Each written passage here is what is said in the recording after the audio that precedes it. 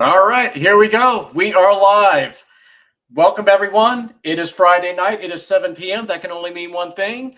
Time for our weekly, well, it's not going to be a 1 hour live stream this week. I think we might go a little longer than that. As you guys can see, as promised, we have Mr. Tim NesSmith from the USS KIDD Veterans Museum joining us. Tim, welcome to my little humble part of the internet here. Oh, thanks for having me, James. I appreciate it. Hello, everyone. Hope everyone's having a good evening. Absolutely. And by the way, guys, we are live streaming as well on the USS KIDD Veterans Museum channel. So if we got anyone over there, welcome to you as well. Hope everyone's doing good. So, Tim, I guess a way we could start this off, since a lot of people are seeing you for the first time on my side, could you tell us a bit about how you came to be involved in the museum and what are your roles there? Sure. I graduated LSU in December of '94.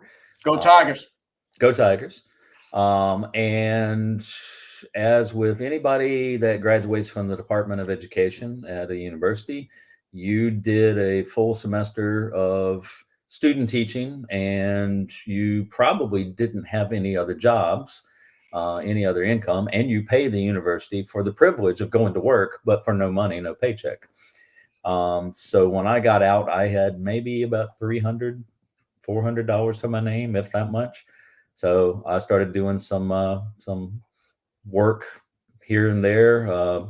If you know any of the hotels on Rouge Road in Baton Rouge, I pulled some air conditioning units out of there, manual labor, and let some guys service them and then toted them back up. And a friend of mine called me up and said, hey, they're hiring down at the USS KIDD. They just got rid of a whole bunch of people back in September, and they've rehired for the spring, and those people are graduating now. So they really need to, hey, Shane. And I think I saw Slater in there. Hey, Slater. Yeah, welcome, Shane and USS Slater. Yeah.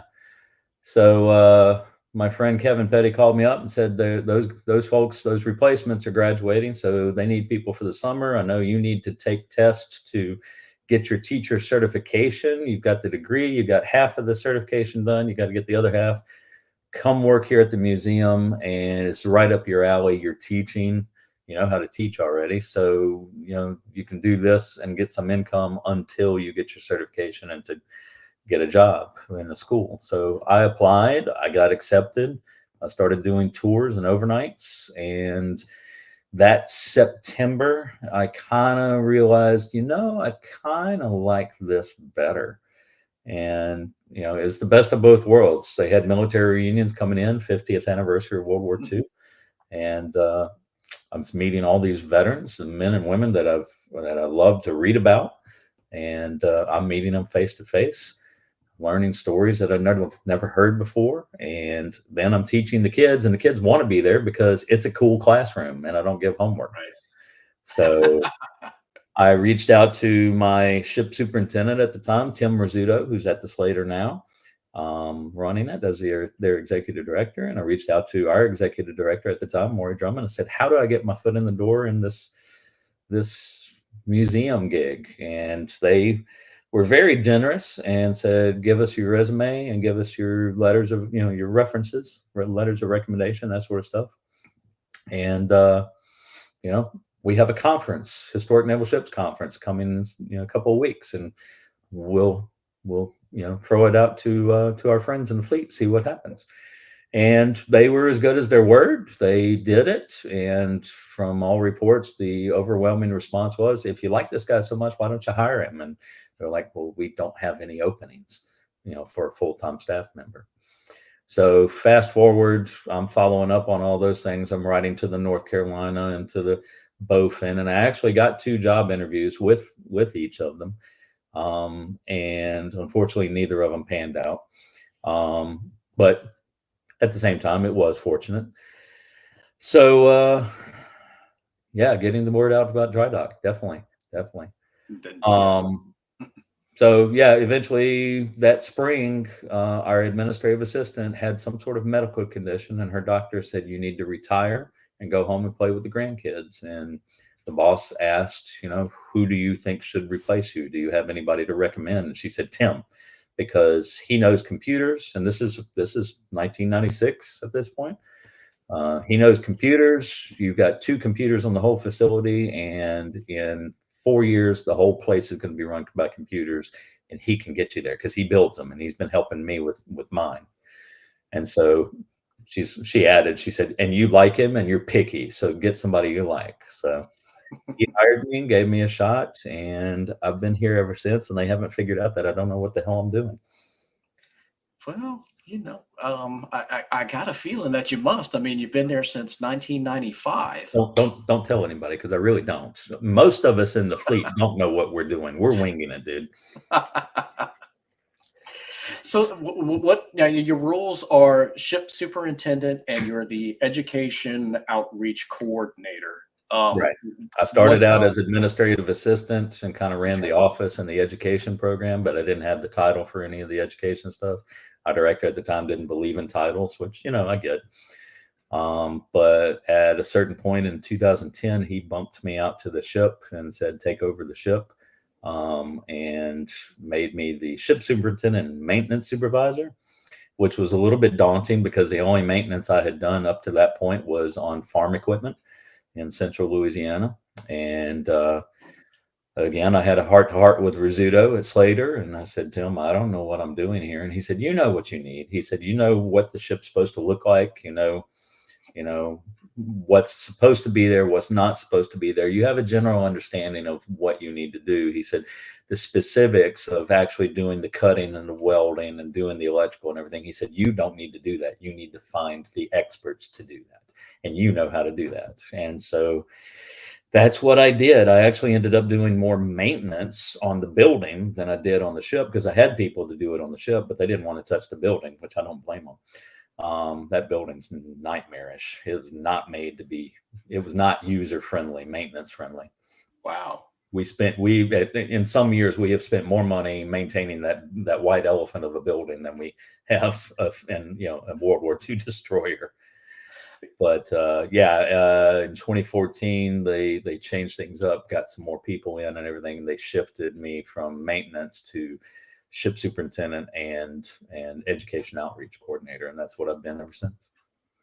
Now, the education outreach coordinator side of it, is that you're the one, I'm assuming, that I know you have school groups or other groups that organize stays overnight on the ship. Is that what your role is? Are you coordinating that stuff? Really, anything that has to do with education. I'm involved with I used to be the one doing the training for the tour guides and the part-time staff that conduct the tours and the overnights. I kind of oversee the ones that are doing that now, especially in this dry docking period. So I've trained the trainers. So all this time I've been teaching. I've just been doing in-service training with people. And then talking to the public and everything. So yeah, I'll oversee the training for the tours. I'll follow behind them and just make sure the information is correct that's getting out. Nothing worse than having a bad misinformation tour and find out that, you know, the USS Kidd fought Godzilla in World War II with laser beams. You know, that didn't happen. But how cool would that be? Huh? How cool would that be, though? Well, we might have had a role in Godzilla -1 if that was the case, but no. True. But yeah, I do that. I do outreach. Like today, if you're on our Facebook page, you saw a post from me about teachers come see us. I was at LSU at an event called Ocean Commotion, and we set up in the Pete Maravich Assembly Center, and about 66 exhibitors talking about everything from coastal wetlands and marshes to types of fish and sharks, to plankton, to anything you can think of that's related to the ocean, oil spills and all that, and rivers and tributaries, Mississippi River and the wetlands of Louisiana, all the way up to the USS Kidd and how you navigate without GPS. That was what I was teaching them today, the old school navigation with a sextant and a compass and chronometer and a chip log, and how Captain Bligh got across 4,000 miles of open ocean with losing only one man. You know, I guess that's a good way to kind of pivot into, if you're all right with this, I'd like to start off with some of her service history and the ship's origins. Yeah. You talk about the traversing the ocean. That's one of the things I think that was the Fletcher class was so good at. One of many things was their ability to get across the ocean rather quickly and without high maintenance. Can you talk a little bit about why the Fletcher class, there were 175 of them built, which I think is more than any other class of vessel. What was so special about the Fletcher class in general that they had so many of them made? Well, from the time World War II ended till 1930, we were under all these different treaties and treaty renewals limiting the naval arms race that led up to World War I. And in 1930, pretty much everybody had abandoned the treaties. Nobody was signing back up. And the U.S. had not built any destroyers during that decade.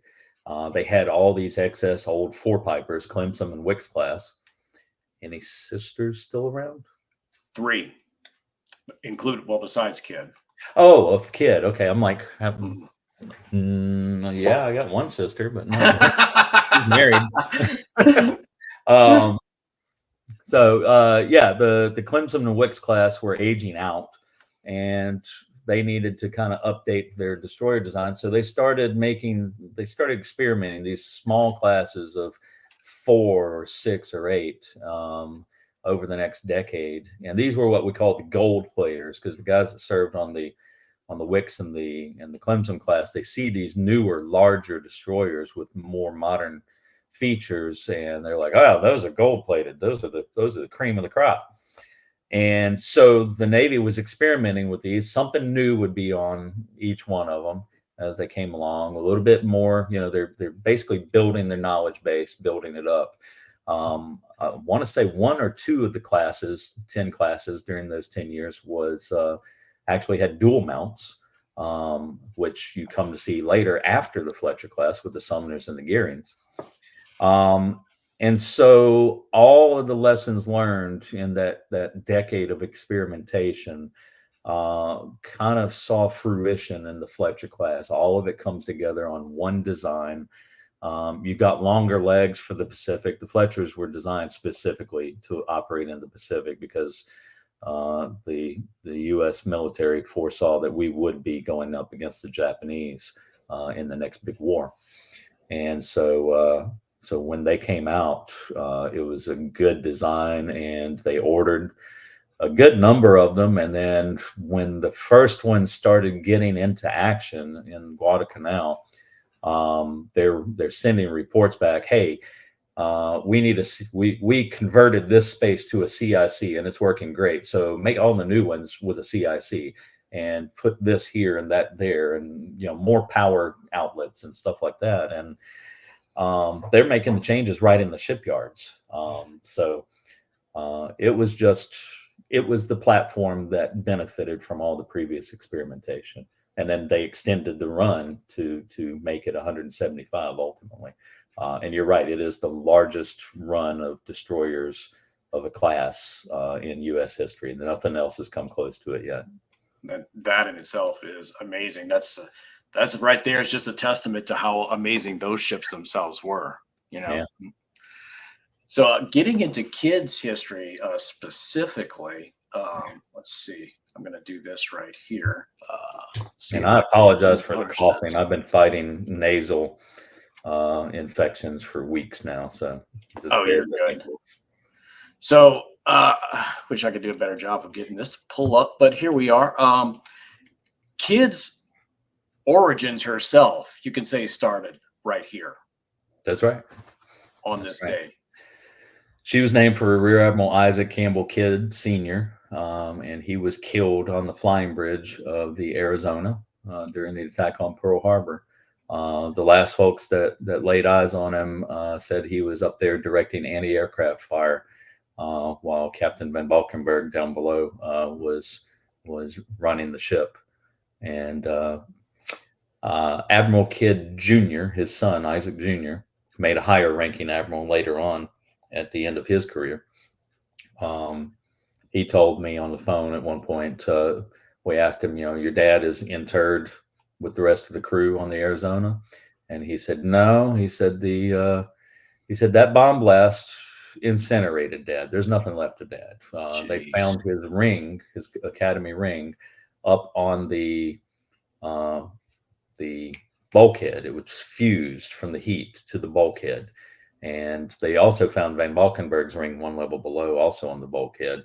The blast had apparently just blown them back against the nearest object and incinerated them, and the heat fused the rings to the bulkhead of the ship itself. And so when divers went aboard to salvage and survey the wreckage of the Arizona, they found those two rings, and apparently they were legible enough to where they could tell whose they were, and also based on the location of eyewitnesses, I guess. And they chiseled them off and returned them to the families. I don't know what happened to Van Valkenburg's ring, but for Kidd's ring, the family took it back to Tiffany's. I guess Tiffany's was the ones that were making the Academy rings back then. And they melted it down and they recast it in the same mold that it had been. And then it became a family heirloom, and it lives somewhere in a safe location. I would assume like a safety deposit box or something. And it's become a family tradition that whenever a new Isaac Kidd reaches age 18, so they're up to the 5th Isaac Kidd now. He may be close to 18 or just over 18 now. I met him quite a few years ago, probably a little bit over. And he gets the ring and they put it on his finger, and then they proceed to tell him about the legacy of his name and all the Isaacs that came before him and everything, and kind of let him know, this is not just any name. And then they probably take the ring off and stick it back in the box and seal it away, and he doesn't see it again. Absolutely. Until another Isaac comes along. But what's really neat is each of the Isaacs have not really liked the name, so to speak. Excuse me. Admiral Kidd, Rear Admiral Kidd called him, well, he didn't call himself, but he didn't like the name at all. And if you were a close friend of the family, you called him Cap after Captain Kidd the pirate. If you didn't know him, if you were a friend of the family or a friend, you called him Cap. If you didn't know him, you called him by his rank, whatever it was at the time. Junior went by the nickname Ike. And he said his first letter from Dad when he himself got to the Naval Academy was one apologizing. I don't know what I was thinking. For me to hate the name and then to stick you with it, I'm a moron. I apologize, son. And he said, I don't know why he was apologizing. I never had a problem with the name. He said, I I liked Ike. I went by Ike. Do you know what Ike is from, son? And I'm like, President Eisenhower. He's like, yeah. He said, so I went by Ike. Isaac the Third, who just recently passed away about a year ago, September a year ago. Isaac the Third went by Cappy as an honor toward his grandfather, Cap. So you had Cap, Ike, and Cappy. And then I asked Miss Mary Plumer, who is Rear Admiral Kidd's granddaughter. I said, and Isaac the Third's sister. I said, Miss Mary, I said, I never hear anything about Isaac the Fourth. I said, why is that? And she's like, oh, she said, because he doesn't go by Isaac. She said he went by his middle name, Campbell. He goes by Campbell. I'm like, oh, okay, that makes sense. So the last one that came to visit us says they were driving cross country on a road trip, father-son road trip, and he himself asked his dad. He said, "Can we go to Baton Rouge? I want to see Cappy. I want to see Cap's ship." And so they stopped in Baton Rouge, visited the museum. I think he was about 12, 13 at the time, and he is the first Isaac Kidd to actually like and use the name Isaac. He goes by Isaac. So somebody after 5 generations is finally using Isaac. Now, is he also the first one to actually see DD 661 in person? No, actually,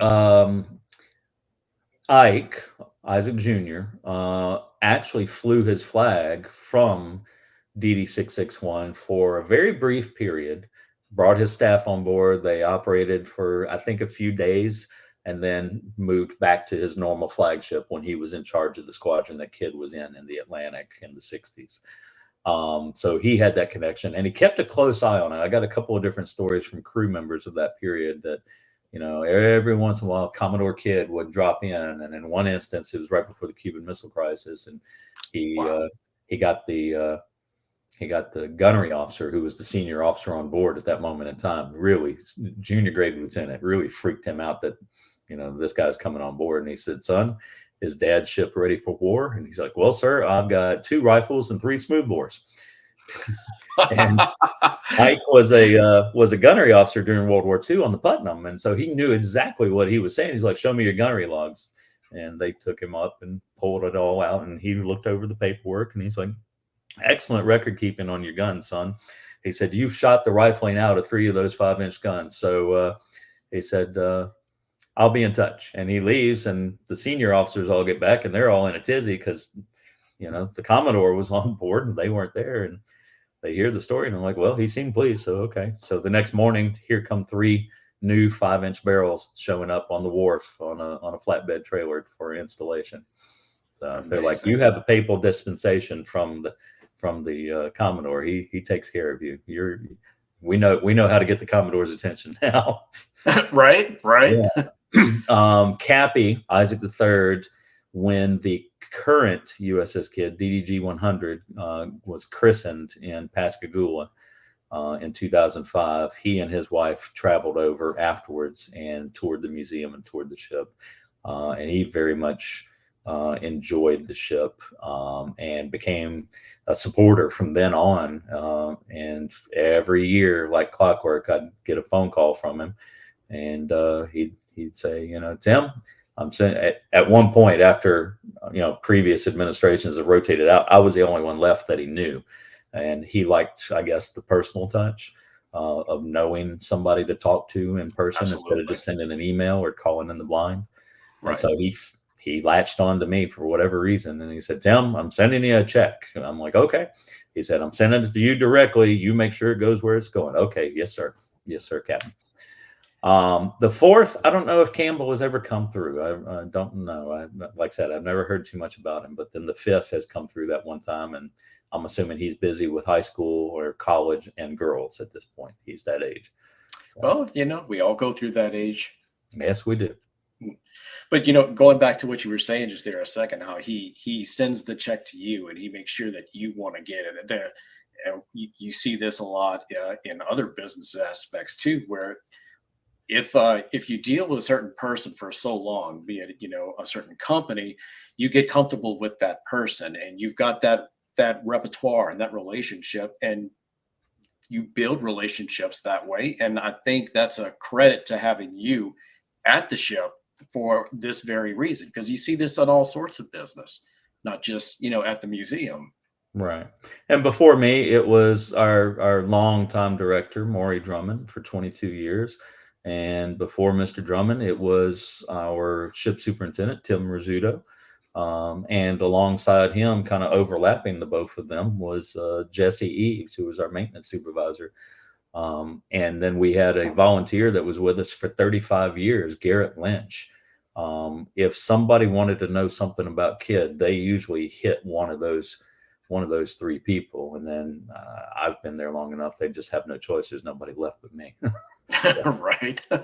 It's all new people to them. So some of the folks from way back, and what's funny, having two Tims as a ship superintendent, they'll call me up all the time. Tim, I met you in 1984. Blah blah blah. I'm like, no, I was in middle school, dude. No, that wasn't me. Well, wait. What's your last name? NesSmith. Oh, wait, no, it was Phil Rizzuto. I'm like, no, not Phil. Phil played for the Dodgers. That's right, it was the Dodgers. Okay, all right. So, and then they're like, Tim Rizzuto. Yes, that's him. So sometimes Slater, I'm sure, can attest to this in the comment section. Sometimes Slater gets a call from somebody that was calling Kidd, and little Tim down there sent me north to get a hold of Big Tim. Nice. Here's a good question. Yeah. Do you know the answer to this one? Blue, I'm sorry, but I have not seen or talked to Isaac since he came through. I hear of him through his aunt, but I do not have any direct contact with him. His aunt is a big Georgia Bulldogs fan, and whenever LSU and Georgia plays, she will text me occasionally with little dog footprints and just go Dogs. And I have to go back with go Tigers, and of course. I think we already answered this question. No, Skips. The body was never found, according to Ike Jr. It evaporated. The only thing found was the class ring. Yeah, here's another person who is obviously significant to not only the family but the ship. Very much so. Very much so.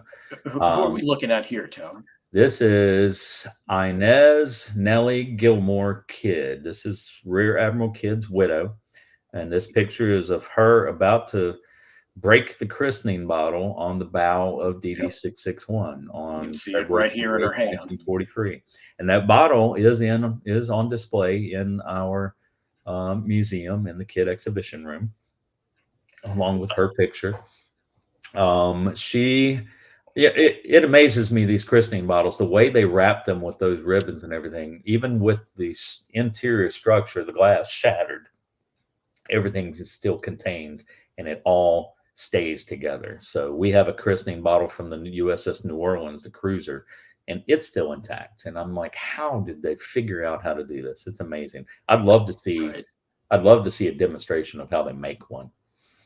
I don't know if I've ever seen that at the museum. You have that on display? It's in the Kidd exhibition room. Yeah, you go around to where the diagram, the cutaway of the ship is. Yeah. And look to your right, and there's this picture, and the bottle is right underneath it.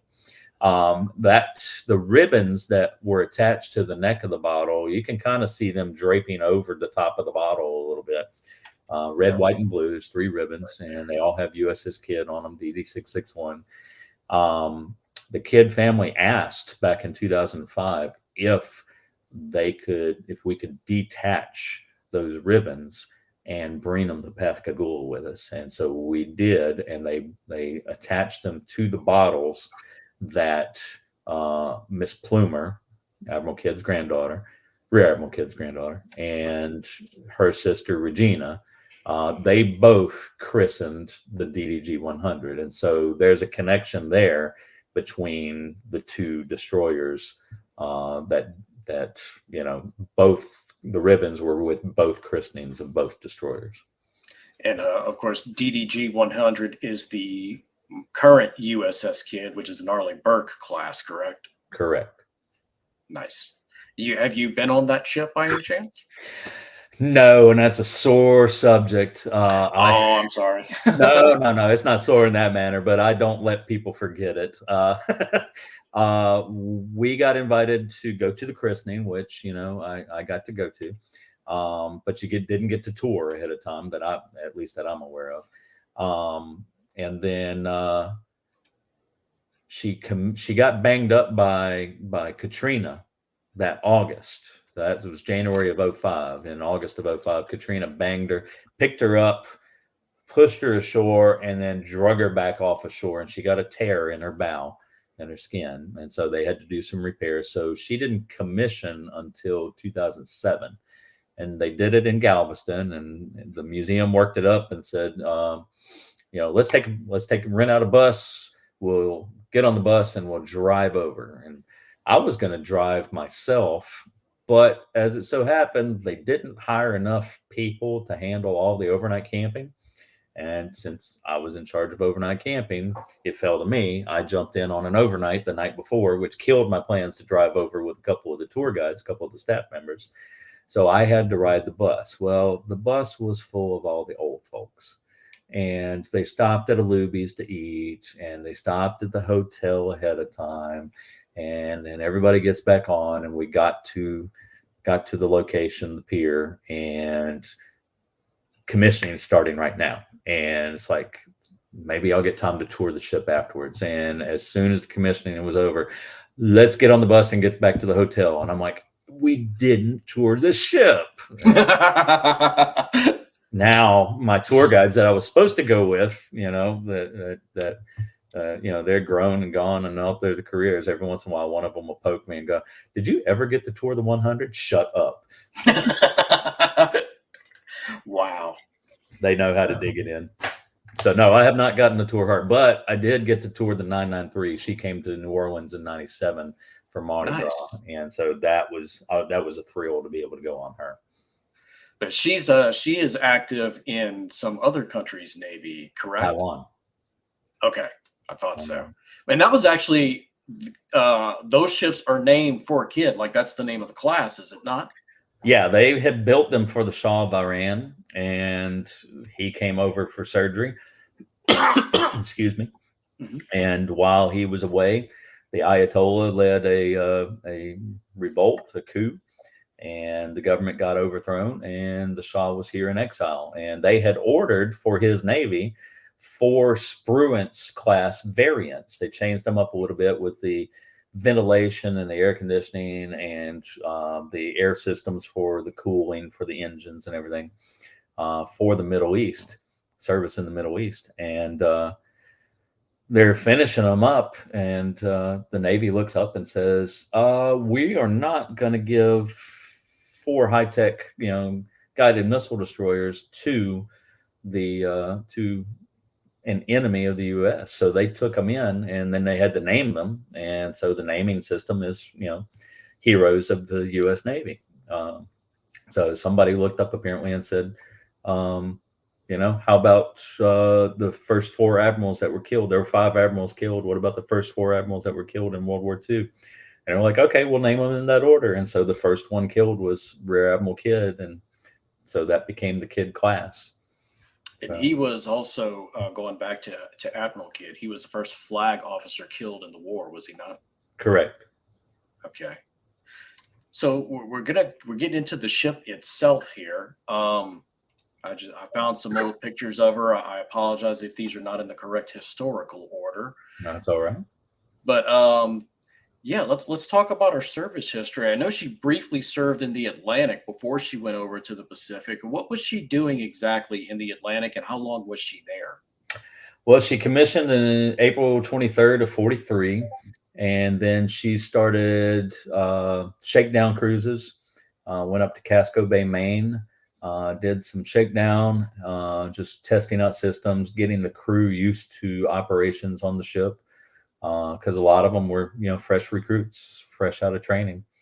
And they then went to Argentia in around Newfoundland and did some convoy duty there. Now, they never went all the way across like you see in Greyhound. They never, I don't even know they went halfway. I don't know how far out they went. But they did some close-in convoy duty and probably along the coast. And then after a certain point during the summer, she is moving up and down the East Coast from like Norfolk, Portsmouth, that area, down to Trinidad and Tobago, escorting U.S. carriers and battleships. And they're forming up a task force down there. And so she's providing escort for them, anti-submarine duty and everything. And once that task force formed up, then they all headed out through the canal into the Pacific, and she's in the Pacific with USS Alabama was one of the ones she was escorting. USS North Carolina, I believe. North Carolina may have gone across before her. I'm not sure. She escorted a couple of battleships, but Bama was one of them. So whenever my friends at the Bama give me crap about, dinky little destroyer versus their big battleship, I remind them that you needed us to escort you. I love it because we had to hold your hand. So it's funny because Bama, of course, geographically speaking, would be the next closest museum ship to me. So that's the second museum ship that I've visited the most. So okay. I've always been fascinated with the connection that the two have sailed together at least once. Yes. And Kidd has sailed with others. She sailed with Jersey. She sailed in Korea with Iowa. In reality, they all sailed together in World War II, maybe just not in close proximity, maybe, 50 miles apart or something when they're with right. 38, but, or 100 miles apart. But yeah, she provided direct escort for Iowa and New Jersey and Bama at various points. I have yet to see her crossing paths with Texas, but I'm sure she did at some point. Right. And Massachusetts. In fact, our squadron escorted Massachusetts and a whole line of battleships right near the end of the war. It's a famous picture. You see these battleships just plowing in line through the waves, and they are blasting a Japanese steel plant in July or August, July, I think, of 45. And you can't see the destroyers because they're way out of frame of the picture. But that was Desron 48. That was our squadron, and we weren't there because we had already sustained the hit from the kamikaze. So she and Massachusetts would have crossed paths there, and probably did elsewhere. But we were in the shipyard at that point. So here's a good question for you. Yeah, that's pretty much what she did. She was most of the time through her time in the Pacific. She was with Bunker Hill and I want to say Princeton, and I believe Independence were the three that she was with the most often. They were all paired up. But, as those ships got damaged or needed, repairs or some downtime in the yard, they'd swap them in and out. So, but those were the three that she started. Nope, DD661 never went to Avondale, although I did stumble across paperwork recently that the original plans in 82 were to take her to Avondale, but they didn't. They took her somewhere else. Avondale is in Louisiana for those not in the know. Yeah, and unfortunately a lot of people don't know those yards are gone now. They have completely disassembled them. Wow. Which made me sad because that's where I wanted to take her for dry dock. That way we would never have to leave the river. So. Right, which shocked me that you guys end up doing that, but we're going to get into that too. Of course, we're going to spend a great deal on the dry docking here. But going back to the North Carolina, you mentioned North Carolina a few minutes ago. I seem to recall, and I don't remember the exact details, but I read something earlier in the year about there was a friendly fire incident allegedly with the North Carolina. Is there any truth to that? Oh, absolutely. I give them crap about it every year. In fact, I missed this year. It kills me. I usually give them crap on social media about it. They were headed toward Wake to do kind of a bombardment, kind of an exercise for the new ships getting out into the theater, and also to keep the Japanese garrison kind of on their toes. Mm-hmm. And en route, they're doing drills, and so they're doing torpedo exercises. They'll take a destroyer in the middle of the night, send them out away from the task force on a bearing, and then tell them to come back in on a different bearing. And here's your target. And that particular day, Kidd was the destroyer leaving and coming back in from a different bearing. And her target was North Carolina. Well, the way the exercise plays, the destroyer is supposed to come in right around dawn, twilight, and you're supposed to come at your target. And if you get within range of firing your torpedoes, your fish, on paper, if you get to that range without being sighted, then you win the exercise. If the battleship's crew sees you, if their lookout spots you or their radar picks you up, then they turn their 5-inch guns and they elevate and they pump out 3 or 4 star shells, big flares, and light you up. If you get lighted up before you get to within torpedo range on paper, then the battleship wins. Well, North Carolina's lookouts were pretty good. They sighted Kidd. They radioed down the coordinates. The 5-inch guns on the showboat turned, and they pump out 3 star shells. They forgot to elevate, and they put it right through, right at the waterline into the enlisted mess. One went straight through and out the other side. They put one a little bit higher, which if you go down the main deck of Kidd, you can see a little small square patch. It doesn't really stand out. You really have to know where to look, but it punched into what then was the doctor's quarters. Now it's the captain's import cabin, and lodged in the closet, the wardrobe for the doctor. And then there's a little variance about whether or not there was a third one. The North Carolina's record doesn't show a third one, but one of Kidd's officers, who was the assistant damage control officer, talked about finding wood splinters on the deck and finding a hole punched through one of the wooden whaleboats. Wow. And they gave him a Purple Heart cake as a way of saying apologies. Be curious how closely. Save me the work of reading. I'm assuming this is John. John, if you would shoot me an email, and I will get together with you on that, and we will coordinate and see where they cross paths. That would be amazing to learn about. The showboat. I give them junk every year on that day, an anniversary date, and just, hey, North Carolina, remember that time you shot us?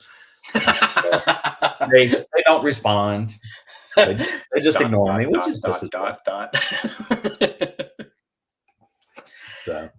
So there was towards the end of the war, there was a what I call the day of infamy for the Kidd itself. But and I know you know where I'm going to be going with that. But before we get to that point, what is are there any significant events that happened in the ship in its life between by the time she gets to the Pacific and April 11th, 1945? Or was it just kind of just battles and nothing significant that stands out? A few interesting stories here and there, besides just normal service. She rescued a lot of pilots. Plane guard duty was something that these destroyers were tasked with all the time.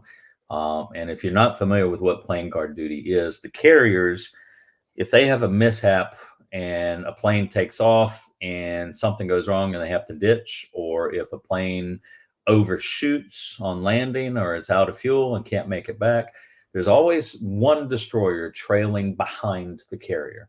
And the carrier never stops because it's a moving city and it takes forever to get it underway and it takes it forever to come to a stop. So you never want that momentum to stop for the carrier. It's a sitting duck for too long. So little nimble destroyer gets sent over to pick these guys up. And she picked up quite a few. I forget exactly how many she picked up during her time in the Pacific, but it was a lot.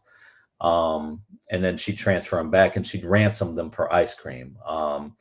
The ice cream machine, there's a couple of different stories about how she got it. I kind of am of the opinion that both of them are true and that it's for two different machines. The story that I heard from crew members was that they passed the hat around while the ship was still being fit out in New York in Brooklyn Naval Shipyard, and they bought themselves an ice cream machine.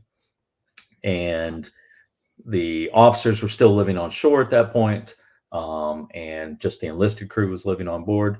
And they set it up to where it would be delivered after the officers normally go home.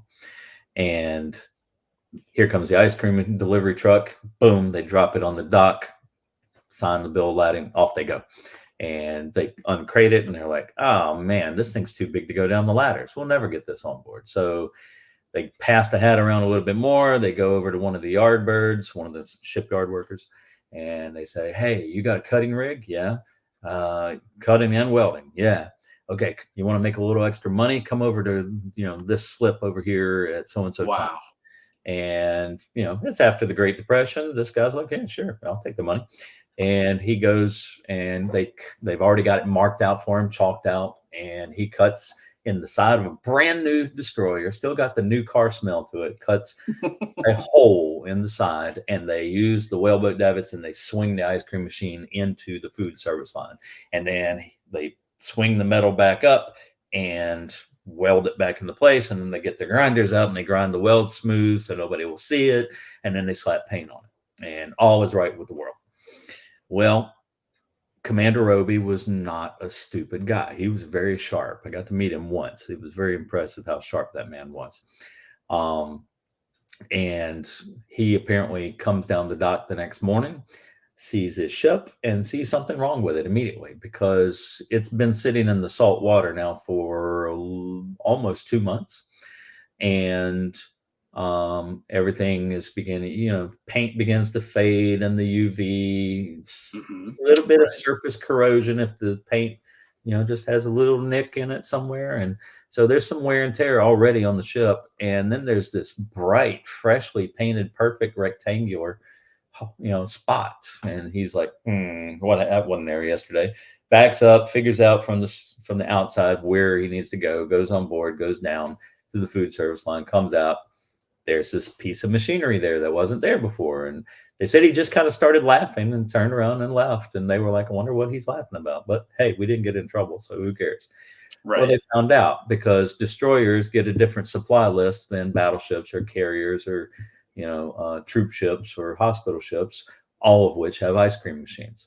And so they paid all this money for a machine, but they don't get any of the ice cream mix to make ice cream with.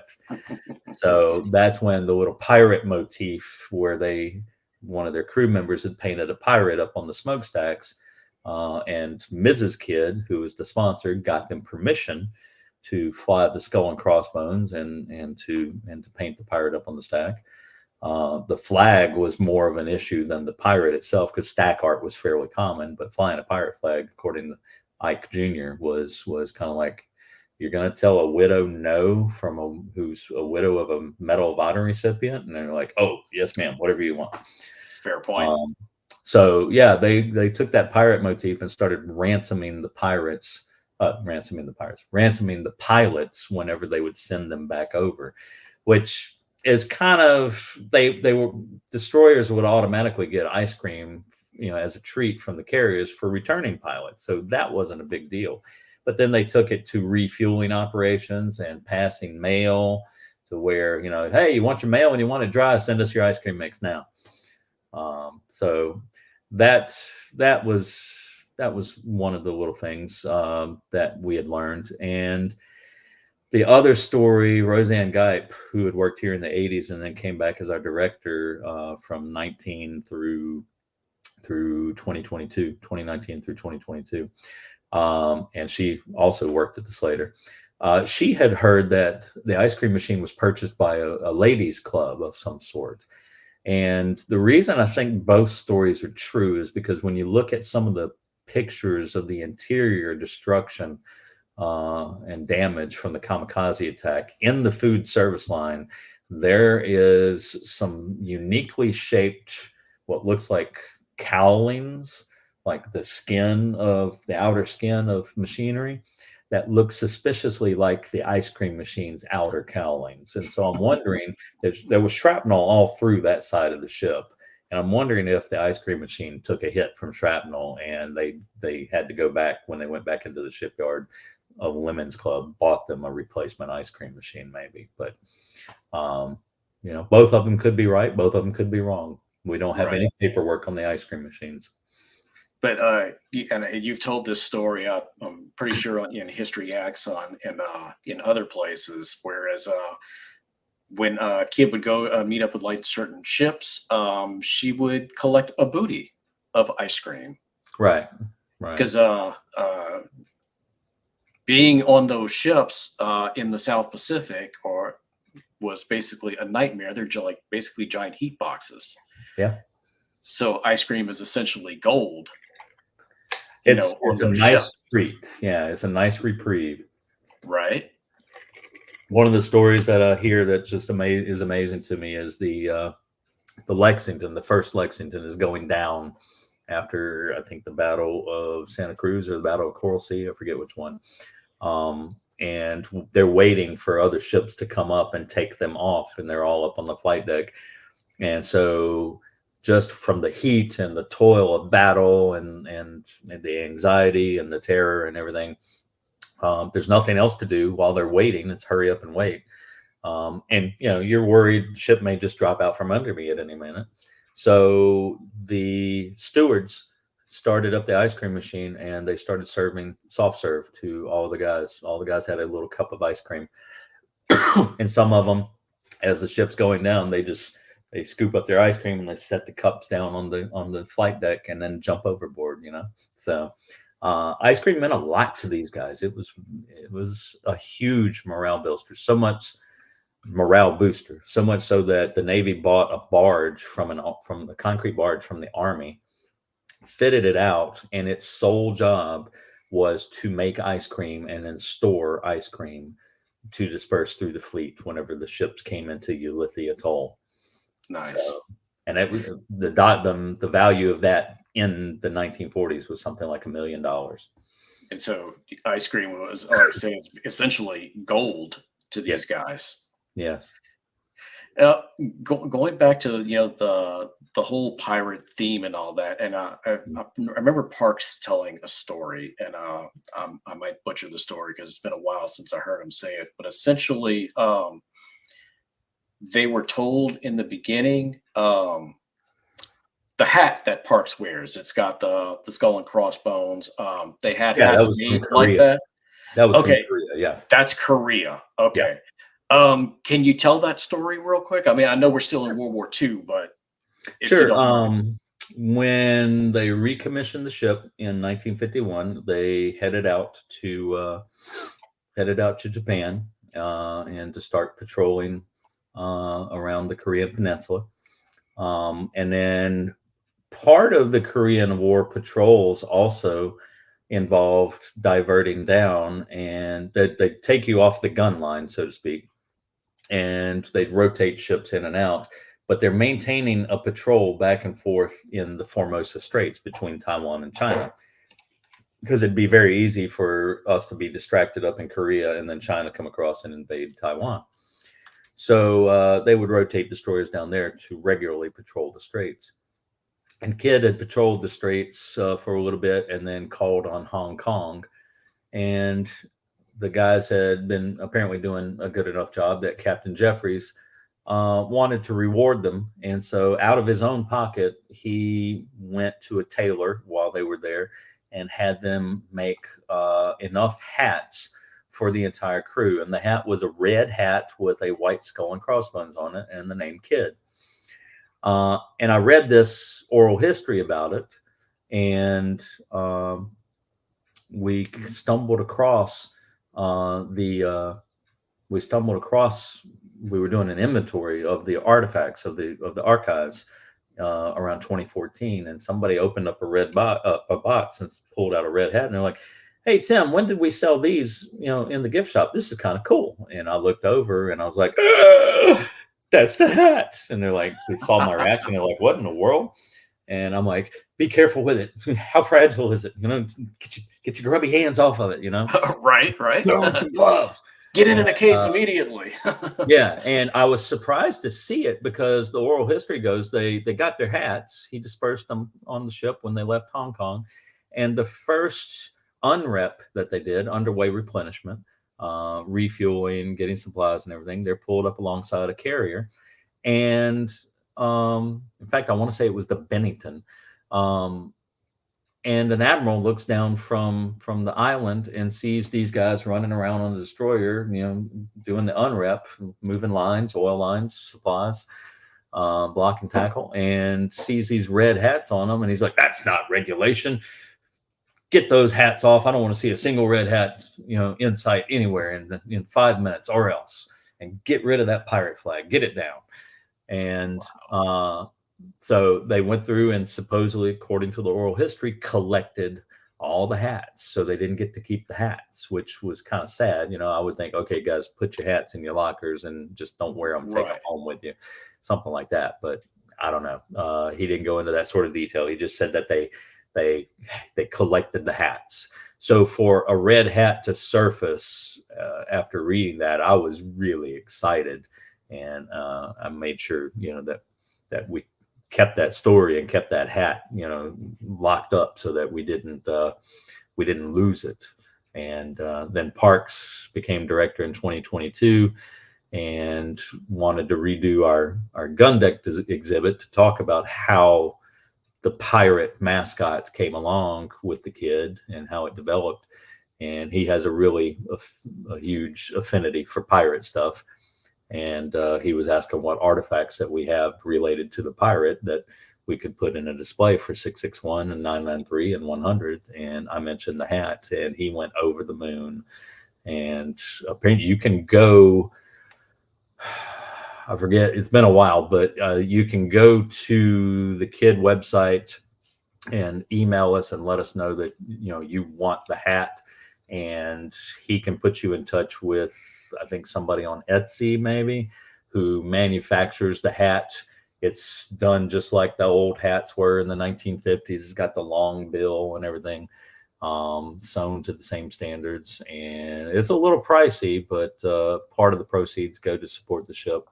And of course, part of the proceeds go to support the seamstress, I'm the hat maker. I'll say that. Manufacturer. Does that manufacturer? Work? Yeah. They don't. She only makes them by order. She doesn't make tons of them and send them out because it's a job to make those old hats like that. So unfortunately, it's not something you would probably be able to mass produce and sell in the gift shop. No, because the cost of it is just. It doesn't make it worthwhile. Gotcha. Well, of course, before we move on from like all of our service history, as I said, there's the day of infamy for the Kidd would be this April 11th, 1945. You tell the story. You can do it better than I can. Well, this story could go on for 3 hours. That's we have a video on our YouTube channel, and it's almost 3 hours long of going through every single detail of the story. The short story is Kidd is on the picket line off of Okinawa in March and April of 1945. She stood guard duty around her, and her division stood guard duty around Franklin for a while she burned, and then rotated back on the picket line. On April 11th of 45, she's on station with the other members of her division, the Black, the Bullard, the Chauncey, and they are 90 miles east of Okinawa, and they have been attacked at dawn. They've been attacked at mid-morning. They've been attacked at noon. And it's now 1:55 in the afternoon. And they pick up a fourth raid coming in. They fought off all the raids before, no damage to any of them. Either run them off or splashed them. And This raid, they don't have the combat air patrol above them. They've been called away somewhere else. And I've never been able to have time to research it, but I would love to know. Missouri was hit right around the same time that we were, and I'd love to know if the combat air patrol got pulled from us to go cover that section of the task force. But in any case, they're there. They see a plane coming in from the northeast off the port bow. And it's cutting across the formation. They were in a box formation, making all four corners of a box. The two up front, port side was Chauncey, starboard side of the box was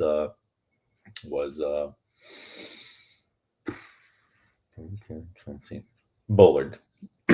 Chauncey and Bullard on the front. And on the back side, port side was Kidd, starboard side of the box was Black. And this plane is coming in from the northwest, and it's cutting across the front of the formation, angling to hit Bullard. And Kidd and Chauncey both turn their guns, and the Mark 37 director on top of the flying bridge of the Kidd, they had the tendency, they had two silver, I always stick on the name for this thing. I hate electronics so badly.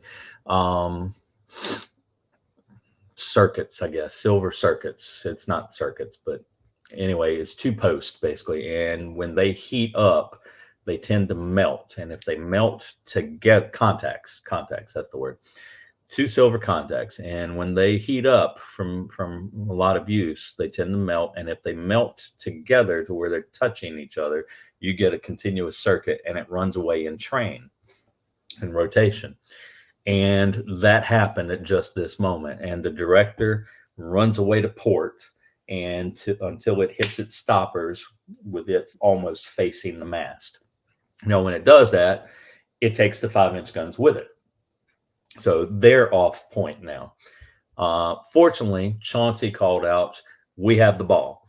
And they're tracking the plane. Our guys take the director offline, and they start manually cranking this 25-ton director with the ship going side to side, forward, back, all that, cranking it by hand around. Now, I crank it around with the ship sitting still in the Mississippi River, and it wears me out. And it wore me out when I was 25. It kicks my butt now at 52. So I can only imagine these guys who've been doing it with the hydraulics all of a sudden going in the manual and like, oh, this is rough, but they were 18, 17, 20, 21. So they're trying to get it back on track. There's an oral history from a guy that was walking on a handrail on the bottom side of it, pulling those contacts as it's moving with the ship rocking and him trying to maintain, stability, working with electronics.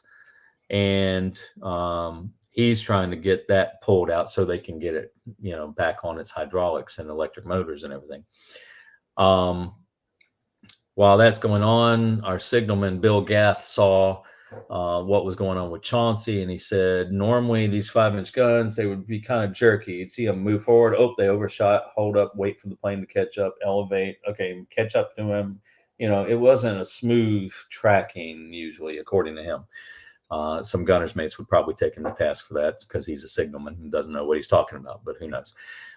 In any case, Bill was the memory of the Kid, and he said, I wish you could just plug these new fangled computer things into my brain and see what it is I saw. He said, because Chauncey's guns tracked perfectly to the side, elevated as they were tracking. It was smooth. There was no jerkiness, bam, and shot.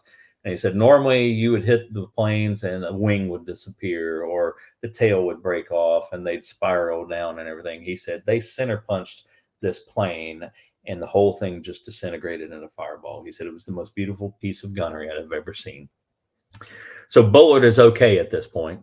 But in the meantime, while they've been dealing with this, off to the starboard, on the outboard side of Black from the rest of the squadron division, you see two planes come in and they're dogfighting each other, and they watch them for a while and they're getting closer. They're getting closer. You got some trigger fingers that are getting a little itchy on the Black and on the Kid and the Bullard, and They're leaving them alone because they can't tell which one is which. They're moving around and juking a little too much.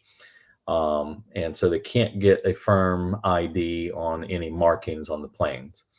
And they get almost above the black and in front of it, and one of them dives down straight at the bow of the black, and the other one curves off to the side, just like he's clearing a field of fire. And first thing they thought of, same thing I think of when I heard the story, that's the enemy. Take him out, the one that's diving. And they did exactly that. They opened fire. Well, as soon as they opened fire on that one, and he's going down, he's being splashed, the other one curves back in and attacks the rear of the ship. And Black opened fire with everything she had. They hit her in the wing. She's burning, but she gets through. She had them dead to rights. She should have just plowed into the rear end of Black. But instead, she leapfrogs up and over the Black and comes down on the other side. And when she does that, she puts herself in the crossfire between Black and Kidd. But they're 1,500 yards apart, and those 5-inch guns are able to do a lot of damage to a hull that's only 3/8 of an inch thick on the average. So they held fire on the 5-inch guns. And keep in mind, Kidd's director is offline. So her guns have not been released into local control by the gunnery officer because he's afraid of hitting Black and doing damage. Black did not go into local control and did not open fire with the 5-inch guns because they were afraid of hitting Kidd. But the 40 millimeters and the 20 millimeters from both are just spraying the area of the plane as he's coming in. And supposedly he was a good enough pilot that every third or fourth round in the 20 millimeters is coated with phosphorus so that it glows. It's a tracer round. And he was using the tracer rounds to corkscrew around most of the incoming fire. He was a good pilot. You got to give credit where it's due. He gets close to Kidd, levels out, and he slams into the forward fire room just above the water line. And that actually helped us that it wasn't right at the water line because water would splash in, but it didn't pour in. The bomb breaks loose from the plane as the plane disintegrates. It shears the main feed line off of the forward boiler and catapults through the space, hits the shell, the hull on the other side, and punches through, comes out the other side of the ship, and detonates about 12, 15 yards away, and just riddles the port side of the ship with shrapnel. 38 men got killed, 55 got wounded, and that's about a third of the crew incapacitated between wounded and killed for the entire ship. For the longest time, they were saying that the ship came to a dead stop and was dead in the water. But when you think about it, that didn't happen because you still have the aft engine room and the aft fire room providing propulsion. So she slowed down, definitely. But after about 15 to 20 minutes, from my understanding of the record, they were able to transfer steam because Chief Taylor and his boys in the forward engine room, Chief Taylor realized what had happened, and his guys were panicking in the dark, and they had a love-hate relationship with Taylor. They said he came down on them hard all the time. He didn't give them any love whatsoever. He's always barking at them to be better, and called them his boys all the time. And, Chief, when are you going to call us men? I'm 17 years old. I'm a man. I'll call you a man when you earn it. And that sort of guy.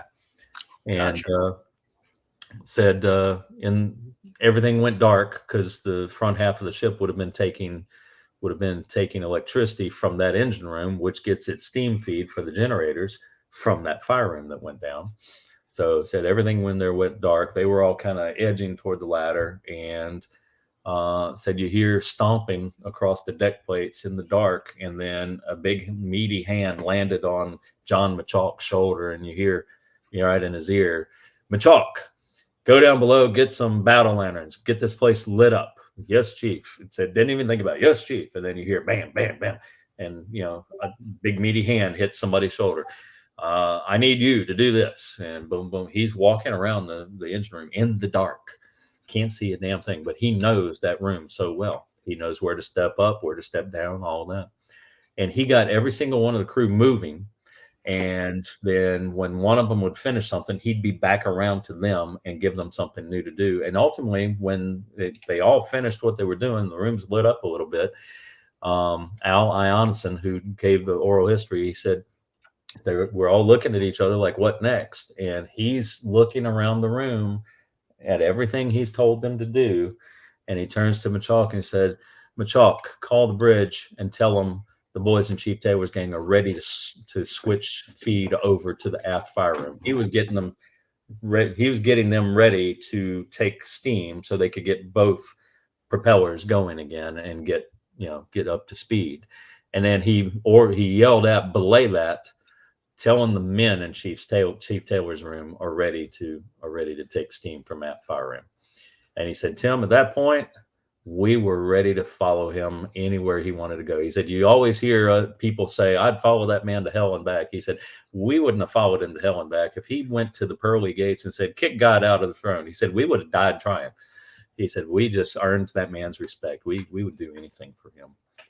So she still had steam. She gets underway, secures everything.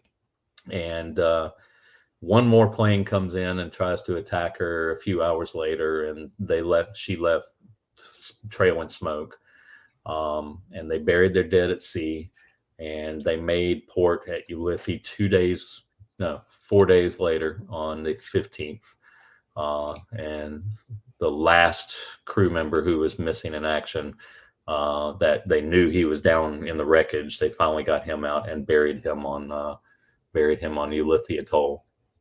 So, and that effectively took her out of the war. That took her out of the war. She went to Hunters Point in San Francisco, got the refit to the configuration that you see her in now. We backfit her to August of 1945. She got that refit in May of 45, May and June of 45. Did some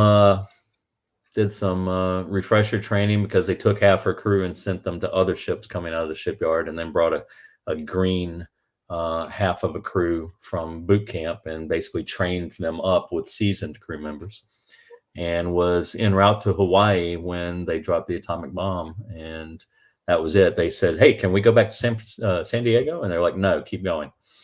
And so They sat around and waited in Hawaii for a little bit. And then, of all things, on a crowded Fletcher class destroyer, 330 men during wartime, they put 200 Marines on her to take them back to San Diego from Hawaii, 200 combat Marines. So there's a humorous little story. One of the guys reached out to his officer and said, Mr. Barnhouse, sir, I got a problem. What's that? It's my sleep period, sir. Well, what's the problem? Sir, one of the Marines is in my bunk, sir. What do I do, sir? And he's like, don't wake him up, son. Find something. He's been living on Guadalcanal in combat all these months. He said, don't wake him up. He'll kill you. Yeah, that would not be a good idea. Yeah. So yeah, they decommissioned her, put her out of commission, and she came back in 51. The type of plane was an A6M0. As we know them commonly, the Mitsubishi Japanese Zero. Yeah. And you guys have fragments of that plane on display at the museum. We have a couple of pistons that people turned into ashtrays. We've got some pieces of shrapnel from the fuselage. We've got an alternator from it, and some parachute buckles, which were very interesting. Mr. Katz Hiragi, who's a lawyer in San Diego for many, many years, and he still resides there. He was helping some of the museums in Japan identify the kamikaze pilots, who they were. And he took an interest in ours, and eventually, through a very CSI-like process of elimination, his whole report on it reads like 5 or 6 pages in length. He took and ID'd Shigehisa Yaguchi. Saying the names, Parks corrects me on how I say the names all the time, but apparently there's no emphasis at different points in the name. It's just one thing. So instead of Yaguchi, it's Yaguchi. Gotcha. And yeah, he was an ace pilot and volunteered to actually be in the Baka bomb squadron, and that got taken apart before he got involved in it, and so they put him into a kamikaze squadron. He was the flight leader, and Mr. Raghi determined that it's very likely that he was what you call a shepherd. He would take a flight of inexperienced pilots out, orbit, and target them to, these specific targets, evaluate, go back, get another squadron, come out, target. And so the theory was that he was in charge of the 3 previous strikes that day. And then he's kind of like, screw it, I'll do it myself. Here's how we're going to do it. Wow. Yeah. Eric wants to know, you have the fuel pump as well, do you not? Yes, I believe we do have a fuel pump as well. Okay. So so World War II, she's done. She's decommissioned after World War II. She's recommissioned for Korea, and that's when a few modifications were made, but nowhere near to the extent that her other surviving sisters were modified. Right. Am I right so far? Yeah, you're right. She escaped a lot of modernization. Mostly what she experienced through the 50s and the 60s was taking off of obsolete equipment. She got new radar, she got new sonar, and the refit after the kamikaze hit took away her forward torpedo tubes and put in quad 40s in their place, still during the war. Around 52 or 53, all of the 20 millimeters get taken off because in a jet age, they're just worthless at that point. The 40s stayed for a good long while, and then you see the quads disappear. The twin 40s up forward disappeared almost immediately in Korea, and they put on Hedgehog depth charge projectors. After a while, you see the torpedo tubes disappear right at the end of her service in 63, I want to say. So those are gone. And just all sorts of armament disappear. That as they get the new clamshell life rafts, the life raft racks disappear for the old balsa wood life rafts. It's just a whole thing of just, this is obsolete, get rid of it. This is obsolete. But Right. They didn't do like they did with some of the other Fletchers, to where they took lessons learned from the whole FRAM program, the Fleet Rehabilitation and Modernization program that they did on the Sumners and the Gearings. And for some of those, they put in tripod masts on the Fletchers, added 2 support poles coming aft from the mast, and put these big, heavier radar platforms on. Some of our damage control plans that we found actually have Kidd outfitted with that. So they were planning it at one point, but apparently they decided it wasn't worth the money and the effort, and they just went ahead and decommissioned her at that point. So yeah, she had a lot taken away, but she was never structurally changed with those deck houses to where, she got the bigger, heavier weaponry like the 5-inch or the 3-inch 50s or anything like that. Yeah. Steve is asking, did she have Vietnam service? And no, she was decommissioned for the final time in 64. That's correct. So that brings us a little bit more to the present. She basically sat in mothball for a while, did she not? Yeah, from 64 to 74, she's in the Philadelphia Naval Shipyard, and in 74 they went aboard, fired her engines up one more time, did an evaluation, and said, "Yeah, we're done." She take her off the register, strike her from the register. And then from 74 to 82. She sat there, and her ultimate destination was probably going to be a SINK-X of some sort. But a group here in Louisiana We're looking for a museum ship to be part of a comprehensive veterans memorial for the state of Louisiana. You had little memorials scattered all around the state for different towns and different parishes, different eras, just Army, just Navy, just Marine Corps, for Vietnam, for World War II, for World War One, Korea, but nothing for everybody. And Congressman Henson Moore wanted something for everybody, and he had been really, really impressed with like the Alabama and the Texas and other museum ships early museum ships that he had seen. And so he wanted something. And he said the Navy kind of had kind of a priority list for what type of ships went to what cities. And you had to have a population that could support something huge like a battleship or a carrier. And said Baton Rouge just didn't cut the mustard. It didn't have enough of a support base for a ship that big. And you had to get one of those things all the way up the river past all these bridges. And you had to have the draft for being able to moor one. And so they were like, we got something for you we think you'll like. And they brought him out to see the Kidd. And that's what they ended up going for. And at one point, I found in some records that he sent me when he closed his Baton Rouge office, they were going for the Sullivans at one point, and Buffalo moved faster. So Sully ended up in Buffalo and Kidd ended up in Baton Rouge.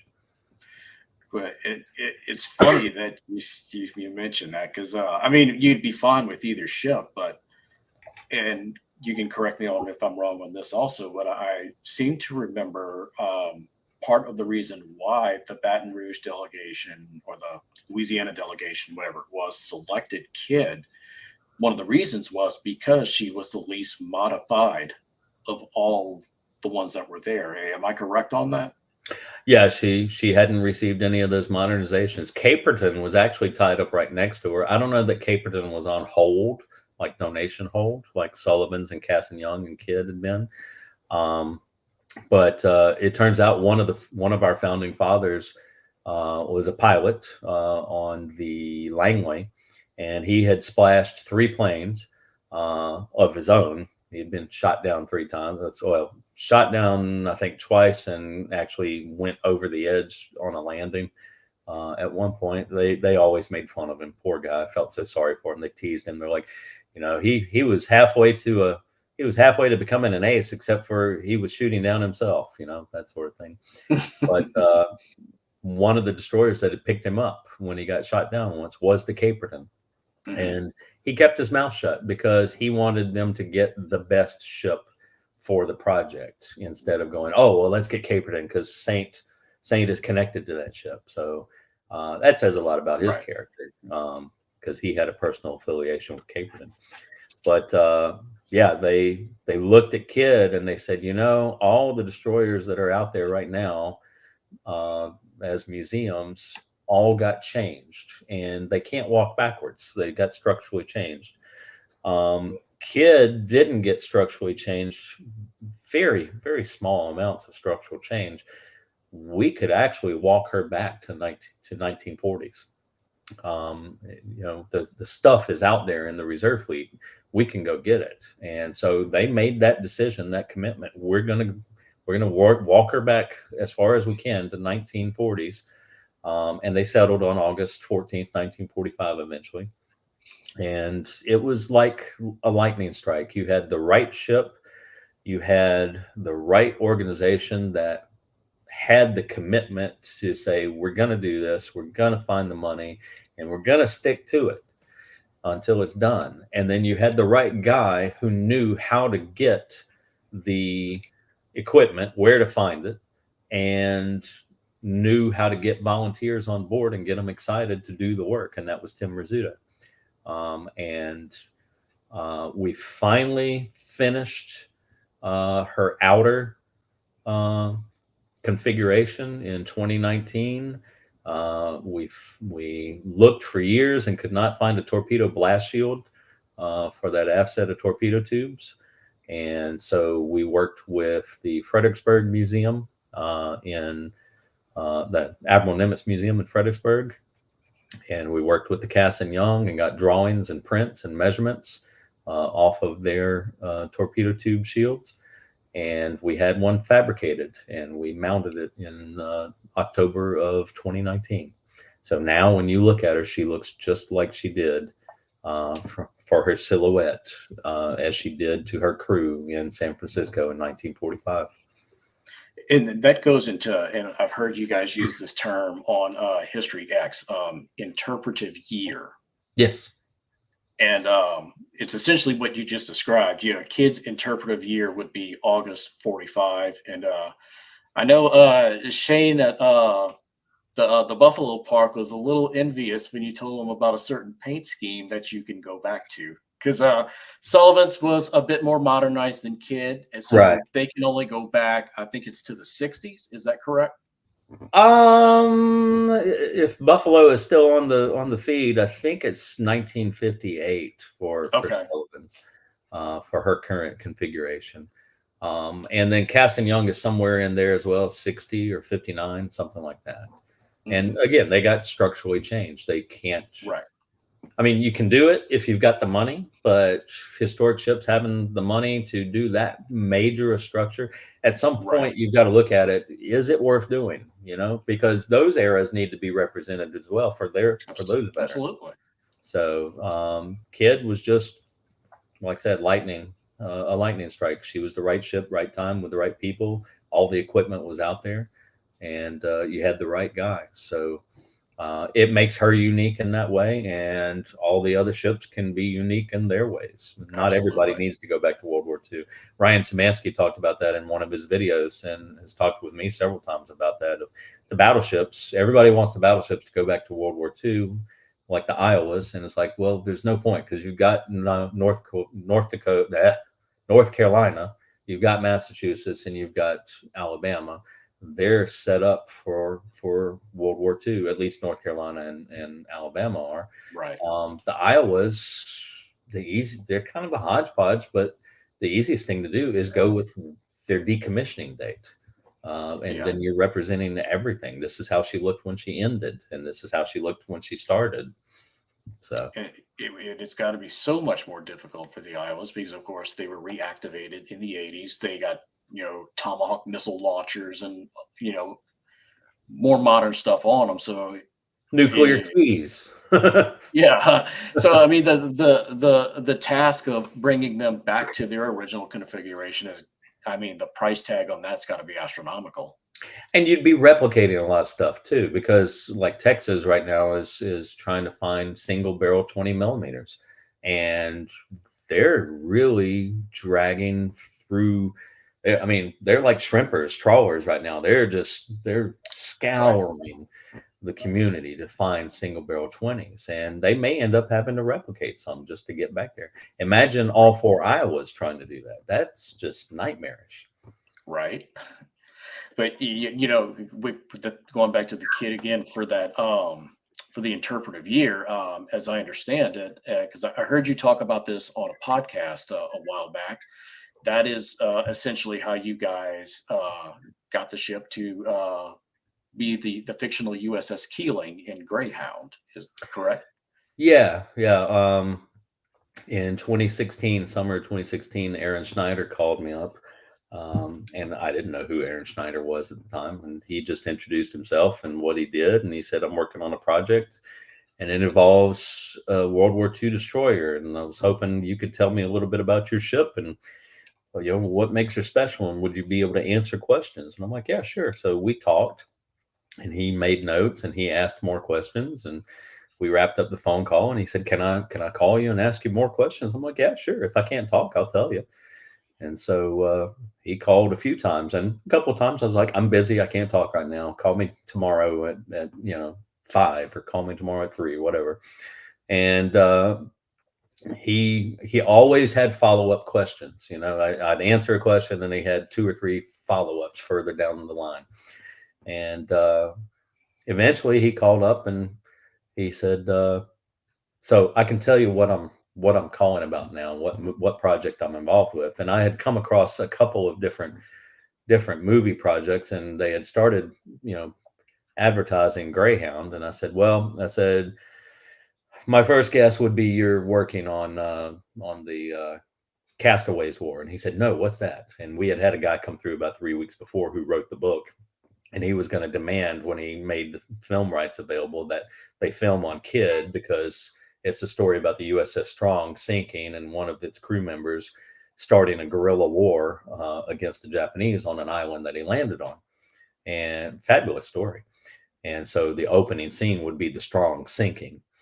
And he said, I told him about that. He said, no, but I'm making a note because that sounds like a great project. I said, okay, well, if you're not working on Castaways War, you're working on Greyhound. He's like, how did you know? I said, if you guys are trying to keep it quiet, you got to leak the size of the Yorktown. I said, I've seen no less than 5 websites in the past week pop up with a picture of Tom Hanks from Saving Private Ryan in an Army uniform superimposed over a destroyer. And one of them was the Kidd. And he laughed. He said, yeah, they're trying to really get people excited about this. He said, yeah, it's Greyhound. He said, in fact, I'm on the plane with Tom right now. He said, we just went to see the cast and young. And when he said that, I'm like, we lost the gig. And he said, you've been really good about educating me about what's authentic and what's not. And he said, I don't think Cass and Young is our ship. He said, I've convinced them to send me down to see you and to see Kidd in person. And I'm like, oh, okay, when you come? And he said, can I come tomorrow? I said, yeah. And he said, I can come tomorrow. And then you hear people in the background talking. And apparently they were like, okay, get him on a flight. And he came and looked around, and the rest is history. Amazing. Yeah. So it all starts with a phone call. You got to meet Tom Hanks. He was at the museum. He's a good guy. He lives up to his reputation. That's awesome. Yeah. I really enjoyed the movie, by the way, and not just because Kidd is in it. I mean, of course, that's part of it, but right. The movie as a whole, I enjoyed it. And of course, that opening scene, you would know this, where he's talking to his wife, and it was what looks like a hotel lobby is the main lobby in the Louisiana State Capitol. So I thought that was a nice little touch as well. I instantly recognized it. But we're at the point now where we're getting into, we got to start talking about this dry docking here. So and I want to open it by asking a certain question, because you know what happened with the Sullivans a couple of years ago, where she partially sunk. Right. And I guess it's just you would know more about Kidd than say other museum ships like New Jersey and Texas. But was what happened to Sullivan's kind of what caused everyone to look and say, hey, we need to take a serious look at our ships, or at least in Kidd's case, was it already predetermined before that you guys needed to get the ship in dry dock at some point? I'll answer the Kidd question second. I would say for the first part of your question, was Sullivan's a wake-up call? Everybody has not been sitting around doing nothing all this time, because somebody asked a similar question on YouTube a while back about what ships are coming up and what ships have already gone. And I actually sat down in order to answer this question, and I took and researched a little bit, because for a while Rizzuto was writing a little small article each month for Sea Classics magazine back in the 90s, early 2000s. And when he left Kidd, he basically said, here, do this for Sea Classics. And so I did it for a while until they finally were like, okay, we're not going to do that anymore. And I'm like, okay, cool.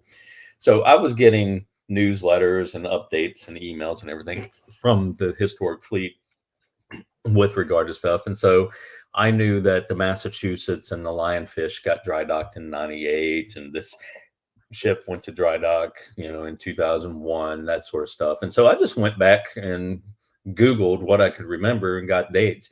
And there's been consistent dry docking since the 90s on a lot of these ships. There may be a gap of a decade or more between some of them. But nobody's been sitting around doing nothing with their ships. And I think that doesn't get advertised enough. In fact, I really am thinking about taking and posting that list on museum ships on Facebook, and making that available for folks so that they can kind of see that. Some of these folks, we got accused today on YouTube of, it's 62 years since Kidd got dry docked. That's malfeasance, and that's inexcusable. You guys should be hard. You should be taken away from the ship. And so the Sullivan's being the wake up call. I don't know that it would be Sullivan's herself, because 2022 was a horrible year for museum ships internationally. No less than 5 ships that were prospective museum ships or already museum ships sank, including Sullivan's partial sinking. So I think it got a lot of attention in the general public that was needed. And I think it got a lot of attention in the press and in political circles that, hey, these places are doing it nonprofit. They're not getting a lot of government funding, most of them, and maybe they need help. And maybe we should start, supporting them a little bit more if we want to keep them as tourist attractions for our cities and everything. So I don't think it was just Sullivan's. I think it shined a light, big and bright, but Right. That makes sense. But I think all around the world, all these ships, going down, all of a sudden was like, whoa, what's happening here? And the fact is, they're all getting to be they're well past being senior citizens. The World War II ships are all 80 years old, 81 years old. Right. So it's going to happen if you don't take care of them. If you don't have the money, you can go to dry dock and do just a little bit, and that helps. But you can go to dry dock, and if you've got enough money, you can do a lot, and it really helps. Right. So I would say that about the first question. For the second question, no, Sullivan's did not have any impact on us saying, let's go to dry dock. If anything, it had the same effect of what I just said, because we started seeing leaks. We got about 4 leaks right about the same time when Kidd sat down in the cradle, which we didn't realize it was her sitting down in the cradle right then. We just went down and there's water in the bilge. And it's like, why is there water in the bilge in the engine room? Well, and then it's like, okay, let's go look. And maybe there's a water pipe burst or something. And we couldn't find the source of the water. And then you go into the next room and there's water in the fire room and there's water in the engine room. And when I say water, it wasn't like, 6 feet deep or anything. Right. Maybe about a foot of water in the very bottom of the bilge. And it's like, well, that's unusual. And so we began investigating and looking, and it took us about, that was August, September, October, November, December. It took us about 3 or 4 months to figure out exactly what it was. And I've got a flow chart, one of those flipboard charts in my office, and I still have it sitting there of all the things that it could be, where the water's coming from, and just adding to it. And then all 4 rooms, and okay, on this date we got water, we checked this, none of that. And just, it was like a Sherlock Holmes investigation. And I got super depressed, and I called Rizzuto and I said, man, I don't deserve this job. I don't deserve this ship. I don't know where the hell this water is coming from.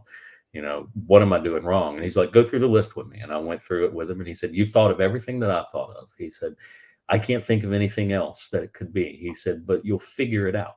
Don't worry about it. You're doing okay. So the fact that my mentor, said that you've thought of everything I can think of, keep going.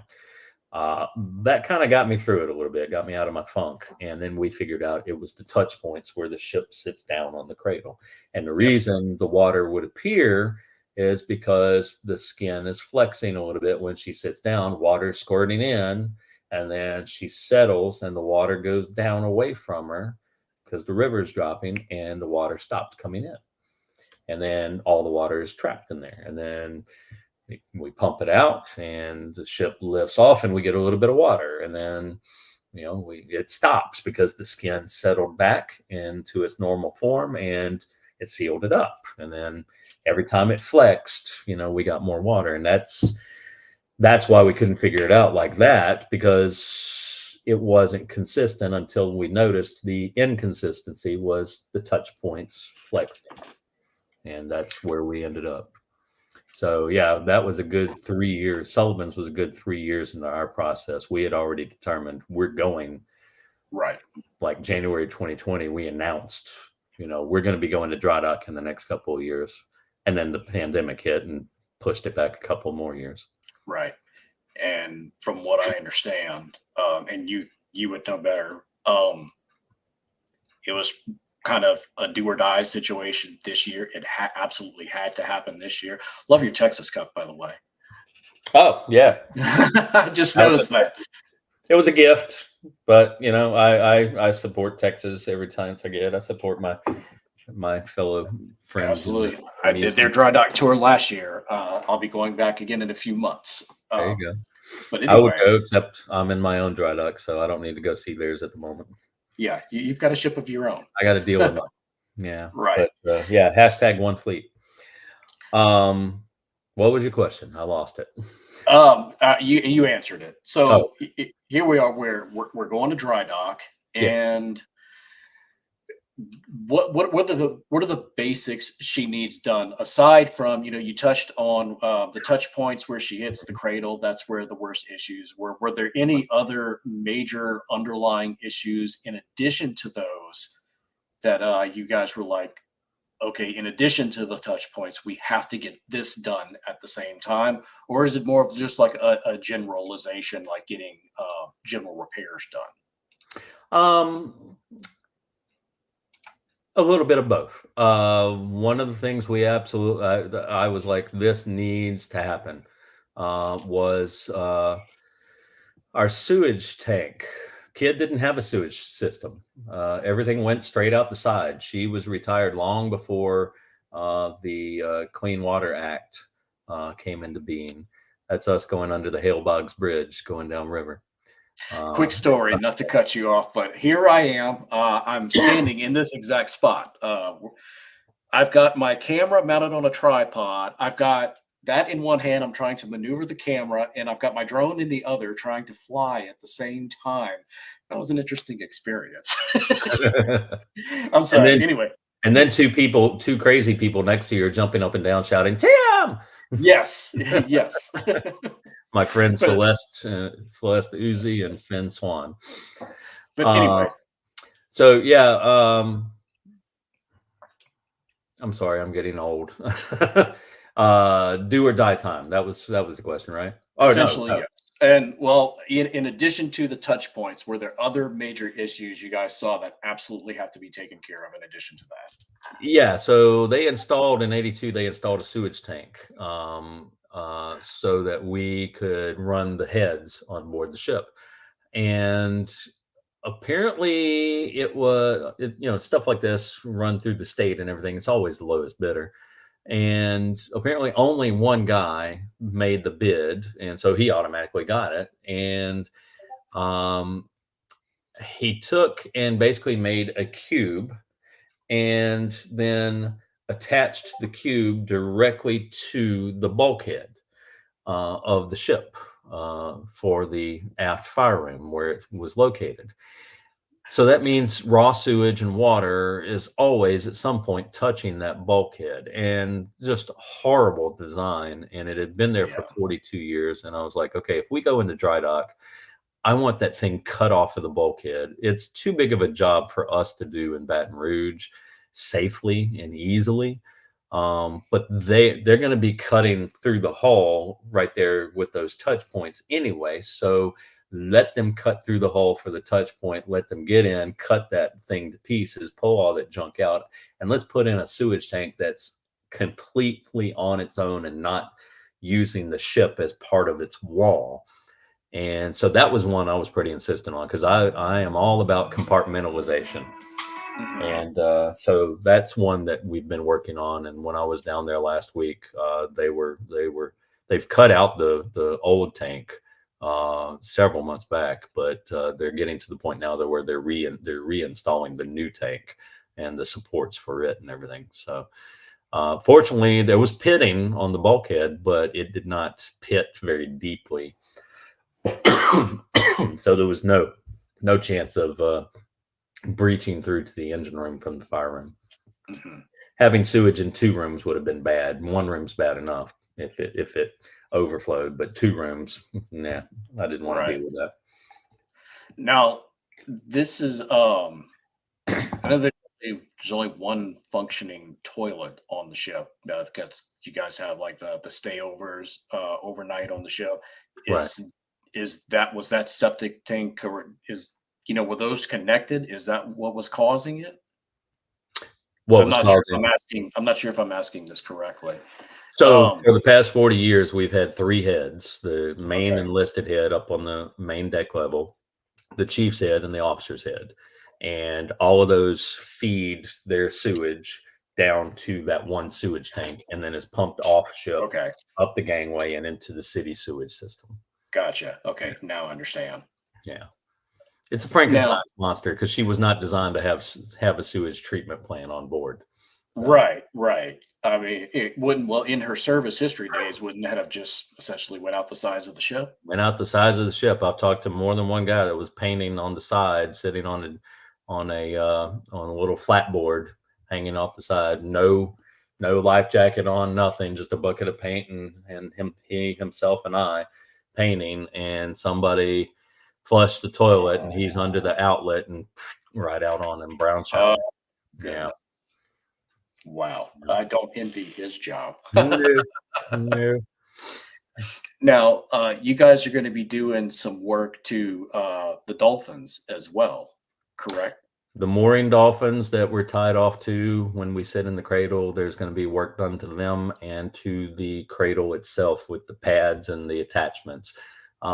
Just like the Arizona Memorial back in the day, they attached that beautiful marble wall on the memorial. Mhm. There's been two walls. Well, there's more now, but originally when I came along, there were two walls. There was the original one, and then there was the replacement. The original became the bleeding wall because they attached it with steel, and it's in a saltwater environment, and it started rusting and just causing rust stains going down the thing. In fact, we have a piece of the original wall sent to us by the second Kidd, DDG 993, that they had from the Navy. It was Admiral Kidd's name cut out of the original wall. It didn't get any stains on it, and Wow. that's on display at the museum. Um, so our guys made the same mistake when they designed the cradle. We're not in salt water, but 40 years, 42 years sitting in the Mississippi River. Um, then yes, we did break the speed limit. We beat. You Thank you guys for sure asking did. that. Thank you for giving me a chance to just really rub it in on New Jersey and on Texas. New Jersey and Texas were going back and forth about how fast they were going down to dry dock, and they were crawling, and we were going about I want to say 14 and a half You miles guys were per booking it. hour. We were booking. It helps with the Mississippi pushing you. So Yeah. that's why they've got the tug on the stern for steering. They didn't really need to pull us very far, but they needed that tug to make it around all those bends in the river. It's So going to be a bit of more of a challenge to go back upriver, but yeah, we're not going to break any speed records going no. up the river. But quick story about that. Yeah. When you saw we were at the Hale Bogs to watch you pass. Mhm. My original plan was to catch you at the Gramercy Bridge, and uh, we were eating at a restaurant, and I'm watching you because you can't track Kidd, but you can track the tug that's pulling her. The integrity, yeah. Yes. So we were tracking the integrity, and we leave this restaurant. It's about 20, 30 minutes at most from the Gramercy Bridge. Like I said, that's where we were going to meet you. Didn't click how fast you guys were moving. I was like, we're not going to catch her here. If we're going to see her, it's got to be at the Hale Bogs. There's no other way we're going to catch her. She could be long gone from the Gramercy by the time we get there. Yeah. And sure enough, when we were halfway to the Hale Bogs Bridge, you were probably 20, 30 minutes at the most away from that, if Mhm. that much. I'm probably exaggerating it a bit. So, yeah, you guys were booking. And this is going up the Homa Nav, Right. almost to the shipyard. If you zoom in, I don't know if I can zoom in, but right around here, there you are. Oh, me personally? Yes. I can't see me. Yeah, But it's hard to tell in here. I think he's got a closer shot, but we were watching the footage, and I know we see you at some point. oh yeah, You're there right I am. above the bridge. Yeah, I'm on the flying bridge on the you guys don't need to see my forehead. I apologize. I'm on the semaphore platform on the starboard side. The canvas was hiding me from the Mark 37 director, but there's a little blue jacket or blue shirt right there. Mhm. Yeah, But but I distracted you. We were talking about the dolphins. yeah, the attachments they put regular steel attachments holding the pads on the neoprene pads onto the concrete, and so those have rotted away, and uh, and so we're going to put back something that won't rot away as fast, stainless steel. What did it feel like to be sailing on your ship for the first time? John, I got to tell you, I've been asked that question a lot, and I think the answer is very disappointing for folks. I think most folks expect me to be like Brandy Chastain when the women's team won the World Cup, and ripping my shirt off and down on my knees, flinging it around. I appreciated the moment. I appreciated the fact that she was in motion and that we were out in the Gulf and no land in sight. Um, but at the same time, it was like there were two Tims. One was sitting there appreciating this and enjoying it. The other Tim was going, get up off your butt and walk the route and make sure there's no leaks. Look for the leaks. Listen for something weird. So I was always in work mode. In fact, I got chastised a little bit. Nathan Bergeron, our ship's senior ship technician. Nathan was there in the 80s. A lot of what you see on the Kidd that is not original, he fabricated while he was there with Tim Rizzuto. And then he left, pursued his career, and he came back in 2019 and he said, I've done my career. I'm kind of semi-retired, but I still want to be active. I still want to do stuff. He said, I want to do something that's fun, that's not work like my career was. And Kidd was always fun. Do you have a space for me? And our maintenance supervisor at that time, Hank Doty, had just left about 4 months before. He had to leave and move. And so I was in desperate need. And this is why Parks will tell you, I always say God loves the Kidd, because when a strategic person supremely important to the project leaves, somebody inevitably comes, and they're the right person for the right time for what's coming up. And Nate was the right person for the right time, getting ready for this dry docking. Hank would have done fine, but Nate has that history with the ship that Hank didn't have, that has been invaluable getting her ready for what we've got to do with her. So yeah, I enjoyed it. I recognize the once in a lifetime aspect of it, John, but I was not happy going out into the Gulf. I did not want to risk her. I wanted to keep her in the river to where if something went sideways, we could beach her just like the Nevada, and we could get to her and get her back on her feet and not risk losing her. Going out into the Gulf was possibly the scariest thing that I've ever done because I was afraid of something going sideways. And Not fortunately, only what's that? not only for your own safety, obviously, but for the well-being of the ship as well.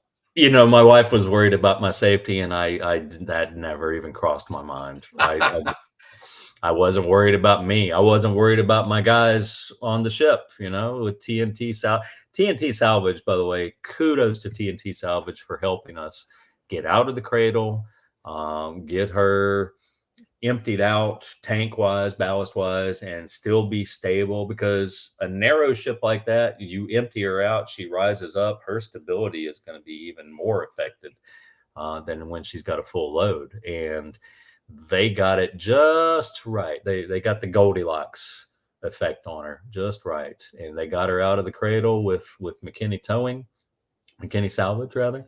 And then kudos to Crosby Towing for the work that they did. The guys on the tugs for Crosby are some of the nicest guys. They were always radioing over, hey, you guys need us to come alongside? You need anything? Hey, you want some air conditioning? You know, and they were just always checking on us, and just a fabulous job all around. TNT, Crosby, McKinney, and Budwine Diving, who did some patchwork on the bottom before we moved, and then they trimmed our rudder. Yes, our rudder did not rot. Those of you that have commented in the comments section in our various videos.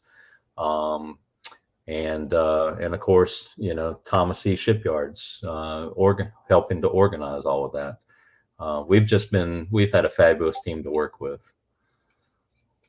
How many people rode on? Is that a relation there, James? No. How many people rode on the ship to dry dock? Well, the Coast Guard was very, very interested in our movement, because the Mississippi River, the port of Baton Rouge, the port of New Orleans, and the port of Louisiana. What, James, do you remember the proper name for it? It's everything out in the Gulf at the mouth of the river, coming up the river all the way to Baton Rouge. Just 3 ports, basically. Through those 3 ports, that more commerce moves through that than any other spot in the United States, even Houston, and even New York, and even Los Angeles and San Diego. If something went sideways in that vicinity, the Coast Guard was very worried about that. Mm-hmm. And so they worked with us, MSU Baton Rouge, MSU New Orleans, and the 8th District Coast Guard were very interested in what we were doing, how we were doing it. They wanted as few people on board as could be for liability reasons, obviously. And that was going to be the crew from TNT Salvage. The only reason that Nathan and I got to ride the ship was because of our familiarity with the ship. Andy Barron talked to the powers that be and said, Tim and Nathan know this ship. They can speed our response time just with their familiarity of the ship. Right. And as it happened, where that footage was, we popped a leak in the reefer void on the way up the Home and Navigation channel. So at one point on your footage, you'll see me on the flying bridge, and then a couple of minutes later, I'm gone. And what it was, I was responding to an alarm, a little app on my phone from our flood alarms that we've got strung through the ship. And one of them tripped, and I got down to the reefer void and got up to the main before they got, assembled. And when I got up to the main deck again, I was able to give, point by point analysis. Boom, it's located here, starboard side, blah, blah, blah, blah, blah. And it's putting out about this much water. You're going to need a 2-inch pump in line. Bam. And here's where you plug in at. Here's a power source. Mm-hmm. And so that they knew exactly what they needed to bring down. And that was my contribution to the cruise. The rest of the time, I just walked around and looked and listened. So here she is. She's arriving at the shipyard. And you guys have the video on your page where they're maneuvering her into where I'm moving the mouse. She was originally put right there in that little spot. And I'm just watching the tugs. It's amazing. It's a ballet. It is. I was trying to think of the right word. I think you just said it. It's ballet. And I told him, I said, you dent my ship. You're going to answer to me. I'm not happy about this. And you can see it better in this picture, because this dry dock is almost exactly where that other dry dock was when we came in. They backed us down. I'm pointing at the screen. You can't see what I'm pointing at. They backed us down that canal. They took a zigzag to the right of this picture, and they squeezed her in between the dry dock and the wall of the basin there. And as we're making that turn, that zigzag, the top right-hand corner of that dry dock was maybe about a foot away from the skin of the ship. And I had to cut, for the video that we put up, I had to cut the sound off of it and put music, because I'm sitting there going, you're going to hit the ship. You're going to get away from the corner. and mumbling to myself because they know Right. their jobs, and I'm not going to tell them how to do their jobs. But Daddy wasn't happy. Of course not. I Yeah. mean, But then she that's slid right around it, no impact, and I calmed down, and I'm good. I wasn't screaming or right. anything, but it was an internal monologue that, like Austin Powers, the freezing process destroyed my inner monologue, and I was mumbling. So how and now this is something you guys have mentioned. You expecting her to be complete with dry docking sometime in December? Is that correct? That was the initial estimates. Shipping materials and stuff, and all that changes stuff here and there. I'm not sure of the exact time when she'll be out. At the moment, I haven't heard any new revisions.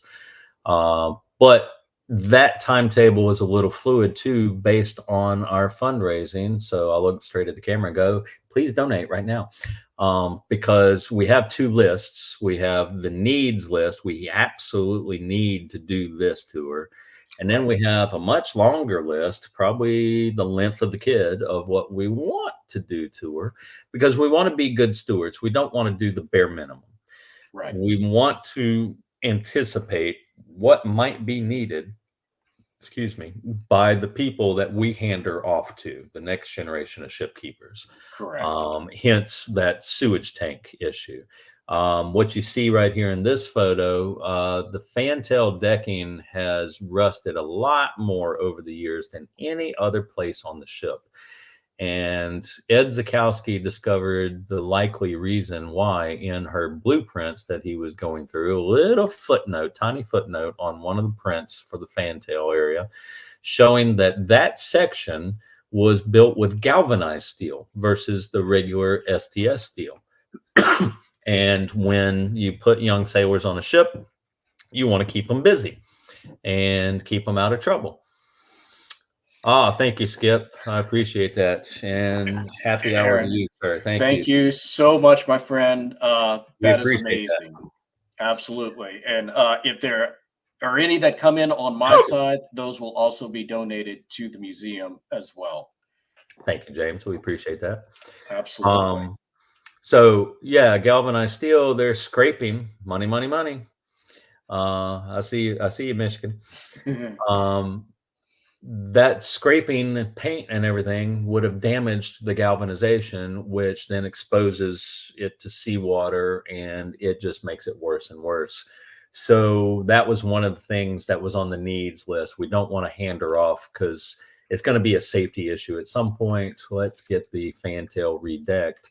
And if you follow our social media, you see that we did some more movement on Monday of this week, pulling equipment out of the back end of the ship. Everything that you see there, we emptied out back in May. But alongside, to either side of Mount 55, the berthing space that surrounds her handling room, we emptied out all the bunks out of there this Monday, and we emptied out the next space forward beyond that of all the bunks. And we emptied out all of those 55-pound projectiles and 35-pound. Thank you, Eric. I really appreciate you. Eric, by the way, is the one to thank for that wonderful High Seas History episode on our channel featuring Ryan Szymanski talking about the Philadelphia Project while his own staff throws buckets of water at him. And one of them actually threw the bucket at him. So wow. thank you, Eric, for that one. Thank you Thank so you for much, this one, Eric. too. And we've got another one Thank you, Blue. from Steve, a good friend of ours. He has this to the Blue Ribbon channel. He's a big Queen Mary aficionado. He knows he could probably match your knowledge of the Queen Mary. Well, I know nothing about the Queen Well, Mary, but maybe I you can worded get that him and wrong. Parks talking about it. Yeah. So he's the Tim of the Queen Mary is how I should have put it. Oh, don't insult him that way, please. Come on. But yeah, Thomas E came up and said, we've got more steel and we can take it further up to the K guns and get rid of all that cancerous metal for you. If you can move that stuff for us, because you know how you want it done, and we don't want to damage it if it's left there. So we pulled all that out for them. So so all of that cancerous deck is going to be gone and replaced. Excuse me. They're starting to blast the superstructure now. When I was there last week, they had blasted some of the deck on the bow, and they were getting ready, doing final preparations for some of the superstructure and everything. So yeah, she's coming along. We also had, you can see her stern, her transom there. When we painted in 2023, there had been a rust bloom right on her nameplate. And when we got in there and pressure washed it, it looked a lot worse. And we got some scrapers in there, some tools, and yeah, we went straight through. Some sort of rust bloom. It had not been there as of like 2018. It all of a sudden bloomed, and that's short of a time period. It shouldn't have eaten all the way through in such a large hole that it did. So Parks, having studied several shipwrecks, Titanic, Britannic, Johnston, and Samuel B. Roberts, he was in a little bit of naval architecture in his naval career. He had looked at it, and he felt like it was a stress fracture from that a rust bloom took root in, but damage was done by a big hit. And she had been struck by the tug, the push boat, Betty Smith, while in the cradle right after they opened as a museum in 1983. And she got struck on the port side, but it's possible that the stress traveled through the metal and did some damage over there, and then it's just been slowly rotting from the inside out as a result, humidity and whatever. We'll probably never know the exact answer, but that metal has been replaced now too, and they've sealed that up, and it looks good. That's great. Oh, I can't wait to see it. We have another super chat here. Oh, thank you, KLS&C. From a retired airman soldier. You know what? You signed the paperwork. I don't care what branch of service you're in. I love our veterans, and Absolutely. I appreciate your service. Thank you so much. We certainly do. Thank you, sir.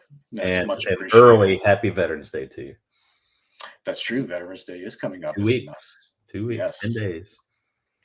Even more money. I like So what are we looking at here with this? Because I definitely wanted to talk about this real quick. And you can't see it as well in this picture. How she's essentially all gray. So she's all gray. If you go backwards, that one photo before that. Let's see. Yeah, one more. Okay, so you can see they're blasting. She's still got her. Hang on, Tim. I think I've got a better one. Let's see. That one's a good one. Here we go. So if you look to the back end of the ship, you see she's still got her haze gray. What they've done, they were blasting the hull from the main deck all the way down to the keel, from stem to stern, from bow to stern. And then to prevent rust from forming, because you can see rust is our flash rust. And again, I'm pointing at the screen. I'm sorry, people. It's hard not to. Flash rust is developed where they're blasting, because when I took this picture, they are blasting on the back end of the ship right now, and it's water blasting. So it's wet, humidity, heat, bam, you start getting some flash rust. So they hit that flash rust real quick, and then they zinc it. So they spray a zinc coating on her to prevent any of the rust from forming. And so that's what that silver on the hull is. All the stuff you see on the superstructure there is still her haze gray camo from Measure 22. But it does blend pretty good. It does. Yeah. Now, and the reason I was there at night was because we were doing a structural survey inside, crawling. They wanted me down there, and it was going to be a multiple day thing, and it turned into a whole week. And fortunately, I didn't have to drive back and forth a 4-hour round trip every day. I did that once, and I did not want to do that again. Being on the road with that lack of sleep sucks. But Yeah. they found some housing for me there in the yard, and so it worked out to where I was able to go out on the dry dock at night. They put some little robots on the hull during the day, and they would move about 6 inches and basically ultrasound the hull to determine thicknesses of the plating from above the water line on down. And they had to do that during the day, but they couldn't blast while they're doing that because the vibrations through the hull would give you false readings. And so during the day, the blasting shut down, the robots took over and scanned the hull, and then they would shut down about 5 o'clock, and here comes the blast crew, and they start blasting and keep blasting all through the night. So that's what you're seeing here is them working at night. And I went out to get some nighttime pictures, and it just so happened that was the full moon. I think it's a super moon maybe that occurred in, when was this? September? Yeah, August, September. No, These September. are some of my favorite shots of the dry docking, by the way. Oh, thank you. As a photographer, I can tell you got to have some serious lights to light up even a ship that size at night that well. Oh yeah, they've got some serious lights, and it's an issue if I'm trying to get a picture and one of those lights comes peeking, if I'm at an angle to where one of those lights comes peeking over, because man, the flare is just all over the place. So we were mentioning the paint there for a minute. Now I know the story goes that Parks had to convince you to go with the Dazzle scheme that she's going to be in. Is that correct? Yeah. Okay. Our target date is August of 45. The Dazzle scheme that she wore, measure 3210D, was in 1944. And so it's not accurate for our restoration. Thank you, All American Travels. You're welcome, my friend. That. I had to match it too. You had to match it. You had to match it. Match it again, because you brought up this camouflage thing that I don't like. That's your fine. But it doesn't match our configuration, and so it's not historically correct. When he first proposed it, it was changing it, and it was going to be changed and no end in sight. And so we came to a compromise, and the compromise is that we will do it for the lifespan of the paint, which the paint will probably start to fade out after 5 years or so, and in which case we have to repaint. At that point, I pushed the envelope a little bit further, because I said, if we're going to do this, we've been talking measure 22 for 42 years. Here's how the camo works. Here's why it works. If we're going to talk about measure 3210D, then we also need to talk about measure 21, which she wore there in 1943 during the first part of her career. So when measure 3210D starts to fade, we will paint measure 21, which is what the Texas is in right now. And then when that paint starts to fade, then we go back to measure 22, which is accurate for her 1945 configuration. And we have spent 10 years then educating about the different camouflages and why they work and why they suck. And I'm going to tell you now, everybody's gaga about measure 3210D and any sort of Dazzle, but I tell you what, there's a reason why they didn't last long, because they suck. They stand out like a sore thumb to aircraft. The only thing they were designed for, thank you, sir, booms a lot. Booms a lot. Really appreciate that. I may be broke, but I don't yet have a ship to keep alive. We appreciate you, sir. Well, we're keeping the kid alive right now, guys. You really are. Every dollar that comes in is a little bit more that we can do with her. Absolutely. For her, and for the people who are going to take over after I'm done, who one day are going to go, what the hell was NesSmith thinking? Because I do that about the guys that built her. I'm like, why did they build her this way? So But even more. There's more money. Oh, wait, more monies, more mores, and more money. more. But yeah, the dazzle really was only good for confusing gunnery as to which direction she's traveling, away from you, towards you, left, right, that sort of thing. But the measure 22 was meant to hide her, from make it harder to see, and then the same thing for the measure 21. She was harder to see. So, but we're going to educate about that, and then when we put her back in measure 22, I'll have maybe a year or two left, and then I can retire, hand her off as she is supposed to look and as she's supposed to be. And the next generation then has to have that argument, because I've been fighting the dazzle for probably 20 years now. So even the measure 21, after you leave the dazzle and go to the 21, even that's only going to be around for a predetermined number of years. Correct. Now, how are you going to repaint her in the cradle?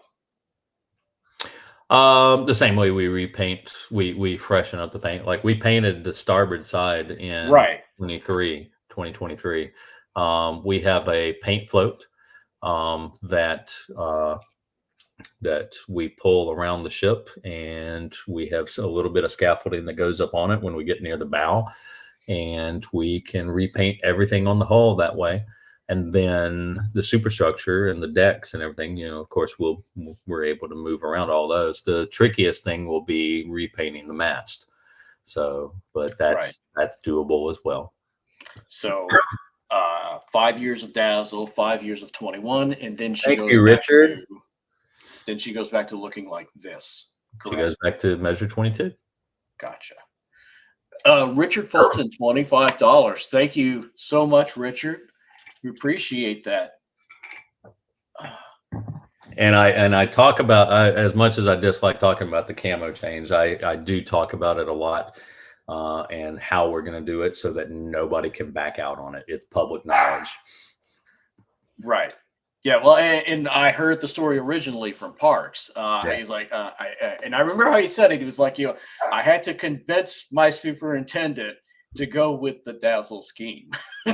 Those were his words. Yeah, and I do a presentation when I go out to talk to different groups. I went down to talk to the USS Cogswell reunion in New Orleans a few weeks back, and as part of my presentation, for the longest time, there were so many people. There's a lot of myth that grows up around these museums over decades of their existence, and one of my jobs is to bust some of those myths and educate people about what the truth is and not the myth. And one of our directors, man, people just thought that he drugged the ship up here, Paul Bunyan style and everything. And, he went overseas and he got all this equipment and that equipment. It's like, well, actually he came along here and there were 3 other directors before him. No, he was the first director. No, he was the 4th director.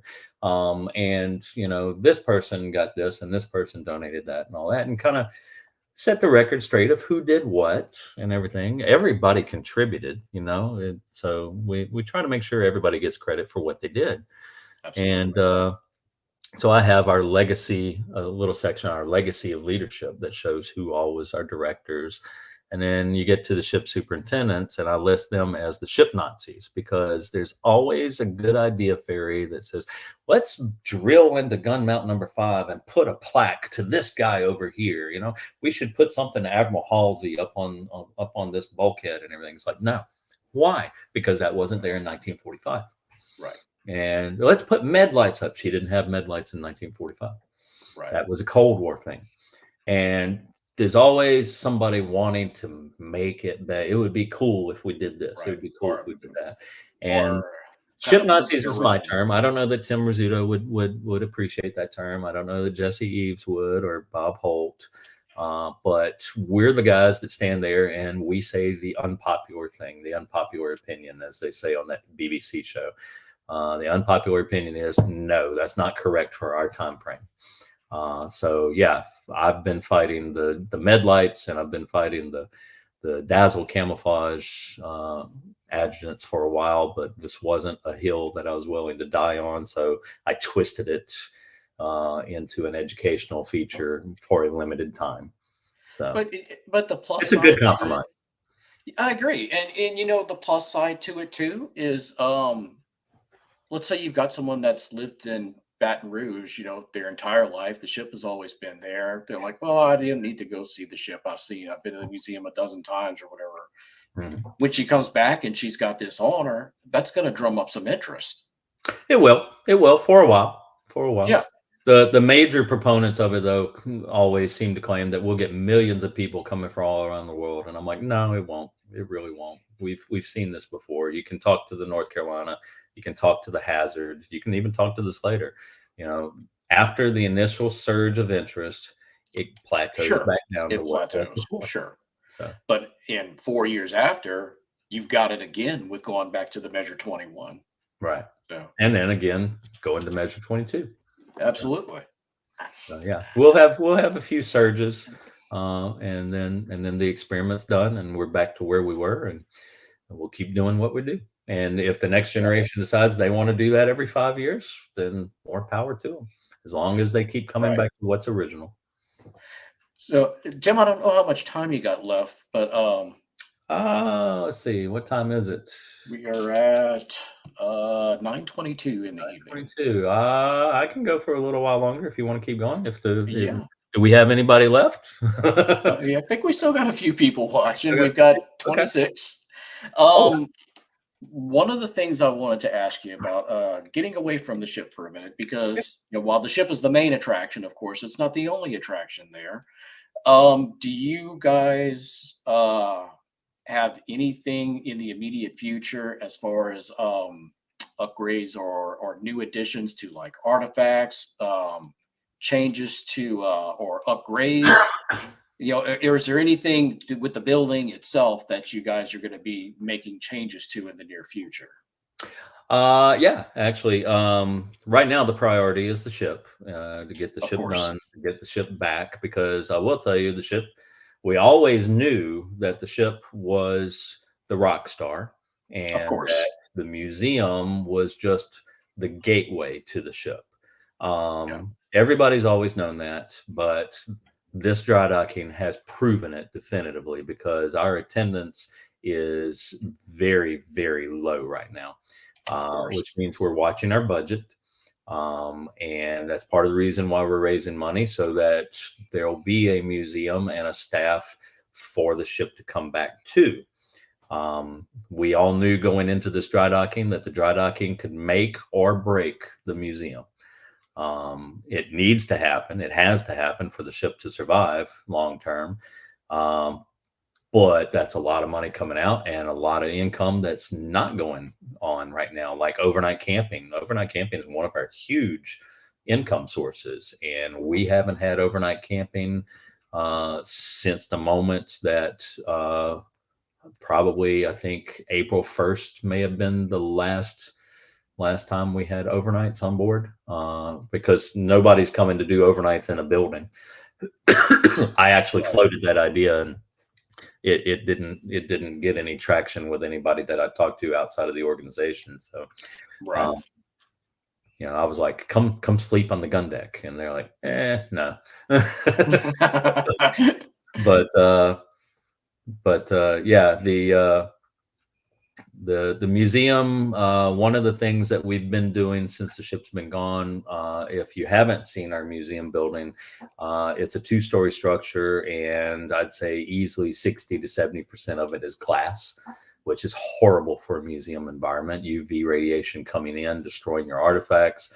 It's hard to heat in the winter, it's hard to cool in the summer, and humidity is a joke. So we have dehumidifiers everywhere. So we've been closing in some of those windows, walling them off. The glass is still on the outside, but we've been putting wall and insulation, walls up with insulation behind it, to stop some of that UV and to insulate it a little bit better for heating and cooling. And it's a telling effect. It's been chilly the past 2 weeks as the temperature has changed. So we're definitely having an effect. And so we're doing that. We'll be doing that on all the floors. And this gives us lost exhibit space that you just can't do anything with that glass. But Right. now you can put displays on those walls or against those walls. We've been rotating for the past 10 years. We've been rotating exhibits, having new exhibits come in, traveling exhibits. And that's proved to be pretty popular. We've gotten some renewed. There's that plate, that square plate going between the 6 and the 1. And you can see where they blasted it on the, I'm pointing at the screen again.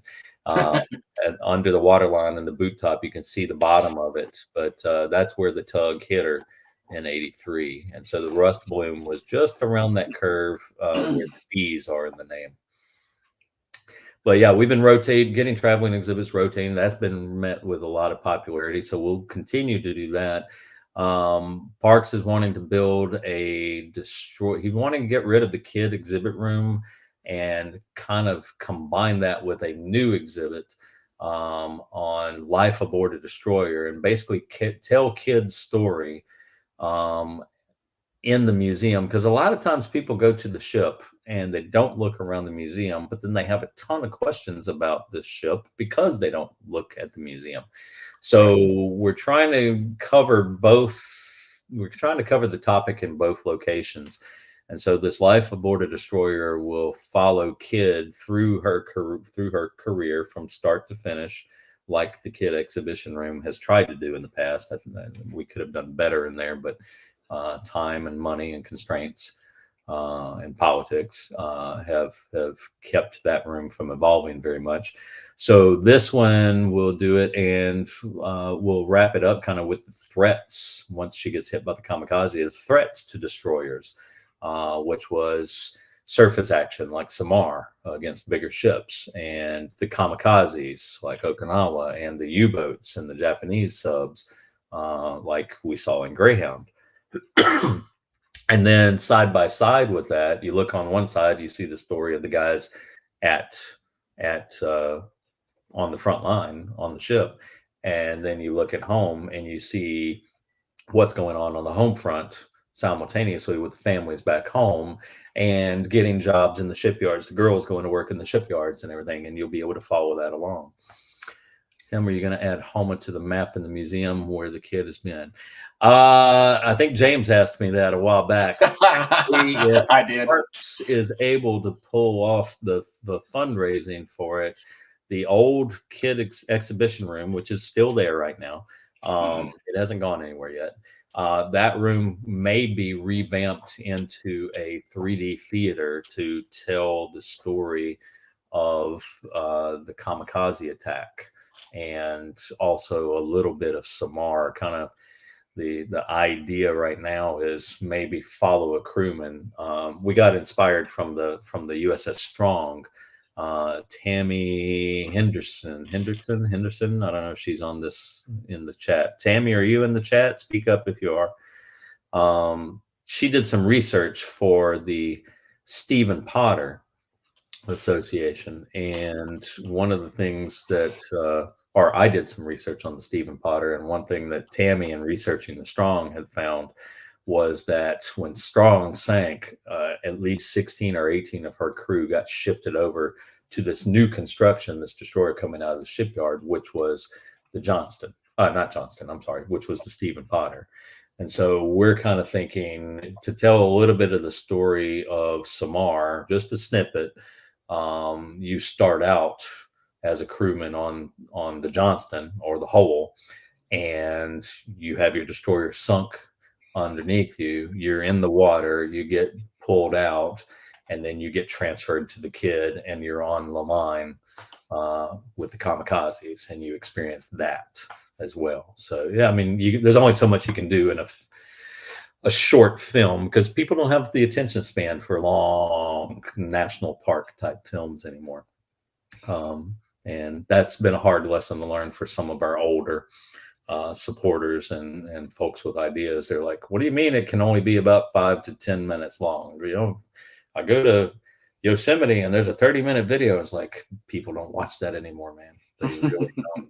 Do you even know what TikTok is? So, but that's that. Before we tear that exhibit down, I will put a pin in Homa for the Kidd being in Homa, and take a picture of it and put it on social media. I promise I will. That's my campaign promise. nice. I can tell you the folks in Houma would absolutely love that.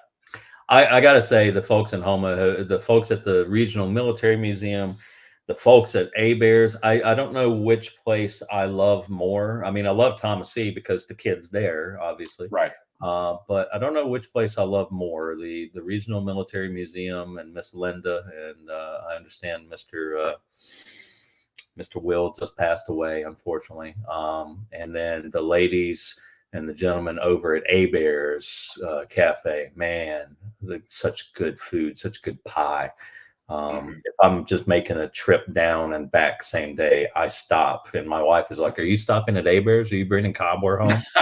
So for all of you out there, here's a shout out. Go see the Regional Military Museum. I've got a YouTube video that if I have 5 seconds to work on, I'm going to finish editing it about their LCVP that they have in the shipyard where our whaleboats are at, and get that out for y'all to look at. And then go see A-Bears. Both outstanding places. Really love them. And I got to say, I really liked, let me think of it. It's a restaurant right down the street from the military museum. Spigots is fat. You want a good steak? Oh, I've been there. Yes. Oh, good stuff. Good stuff. I won't move to Houma though, because I don't want to deal with the hurricanes. I don't want to be that close to the Gulf. I hear you. Speaking of Houma, so she's going to leave Houma, obviously, at some point. That's one of the FAQs you guys constantly put out there, because some people, for whatever reason, think she's never coming back to Baton Rouge. Yeah. And there's going to be a period between where she leaves dry dock and she may not be able to go straight back to Baton Rouge right away because of the river situation. Are there any plans in place or potential plans as to what you guys are going to do if that ends up being the case? Yes. Before I answer that, can I answer Sir Booms a lot for a question? Please, yes. Do you know of any kids crewmen who were survivors of previous sinkings? As a matter of fact, I know of one specific one, and he was one of the casualties of our kamikaze attack. And his name is escaping me at the moment. I can see his face. Dagnammit. I hate when I get this way. But he was our chief quartermaster. And gosh, what was his name? It was toward the end of the alphabet. But anyway, he was on the Neosho, an oiler. And the Neosho was lost. And then he got transferred back to the shipyards. And he put the new Neosho, also an oiler, into service. And then served on the staff of an admiral. And then came to Kidd and was on board as her chief quartermaster when she was hit by the kamikaze. So yeah, he survived the sinking and went in the water, and then unfortunately got taken out by a kamikaze at the end of the war. He almost made it to the end of the war. That reminds me, another question I wanted to ask you earlier, and I kind of forgot about it. Each year, you guys do a ceremony on the ship where you honor the men that were killed in the attack. And the past few years, you have been honoring the Japanese pilot as well. Mm-hmm. Did you guys ever have any controversy or issues from, former crewmen of the ship when it came to that, or everybody was okay with it? How did that work out? We started doing that publicly, I want to say in 2019, or no, I take it back. We started doing it publicly in 2018, I want to say. We had before, when Mr. Hiragi was putting the book together, he asked about bringing some of the surviving family of Lieutenant Yaguchi over and meeting the Kidd crewmen, the reunion and everything, and coming to the ceremony and having Shigehisa included in the ceremony. And there were some crew members that it was just a hard pill to swallow. It really was. And I get it, Sure. I understand. Sure. They lost friends. These friends were like family to them. Of course. Some of them even took shrapnel, took damage from the plane and survived it. So for them, it's personal. Right. Even if they didn't know the guys that were killed, it's personal to them because they got wounded. So that kind of was like kind of turned away, saying, no, we can't do that. By 2018, we kind of tested the water a few times after that. And, you know, it would kind of be like, I don't think so. And so it's like, okay. And we'd back off and I may be wrong with the date, but 2018, 2019, we only had one crew member still coming around because of age. And by crew member, I mean World War II crew member, survived the attack. Right. And his name was Coach Fred Higgs. He was from Florida. Small world. He actually was kind of a mentor to Coach Skip Bertman with LSU, baseball coach, Hall of Fame baseball coach. And I met Coach Bertman for the first time when Coach Fred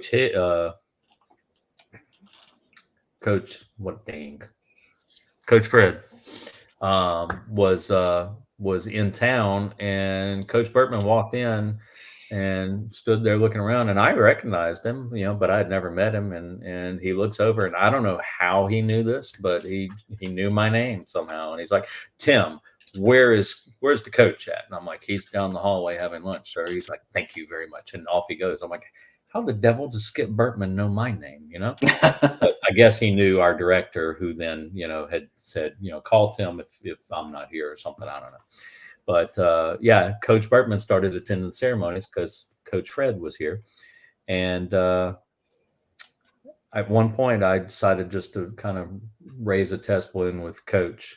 And I said, Coach, it was just him and I sitting there. I said, Coach, I want to ask you a difficult question, a sensitive question. I said, and if you don't like this, then, you know, tell me to get lost. And he's like, I would never do that. I'm like, no, you might, because this is a sensitive question. And so I asked him a question: how do you feel about us calling the name of the pilot, ringing the bell, putting a flower in the river for him? And he got real thoughtful, and he kind of, you could feel him kind of withdrawing himself as he's parsing it over. And he kind of looked at me sidelong, and he said, it's the right thing to do. I'm like, okay. And he said, but Tim, I just can't bring myself to do it. He said, that boy didn't want to be there any more than we did. He said, but he killed my friends. And I said, I understand. And he said, what do you think about it? And I said, Coach, I don't have skin in the game. This is your decision. Yeah. He said, I'll tell you what. He said, don't do it during the public ceremony while I'm here. He said, have you done it before? I said, we did it once, just me and a couple of others after everybody had left, because we felt it was important. He said, do that again this time. He said, and when we get to where none of us are coming around anymore, he said, I want you to put him in the service, in the public service, because he deserves to be remembered. He left family behind. He served his country. He didn't want to be there. We didn't want to be there. He said, he deserves to be remembered. And I'm like, okay, I'll do that. So that actually was his last trip there. And none of the other World War II guys are. There's one that's 101. God bless him. He's in North Carolina, in Asheville right now. Went without, of all places. Wow. Yeah, went without power for a while. God bless him. And there's another one down in Florida that's about a year behind him, I think. But they have not traveled to us in quite a while.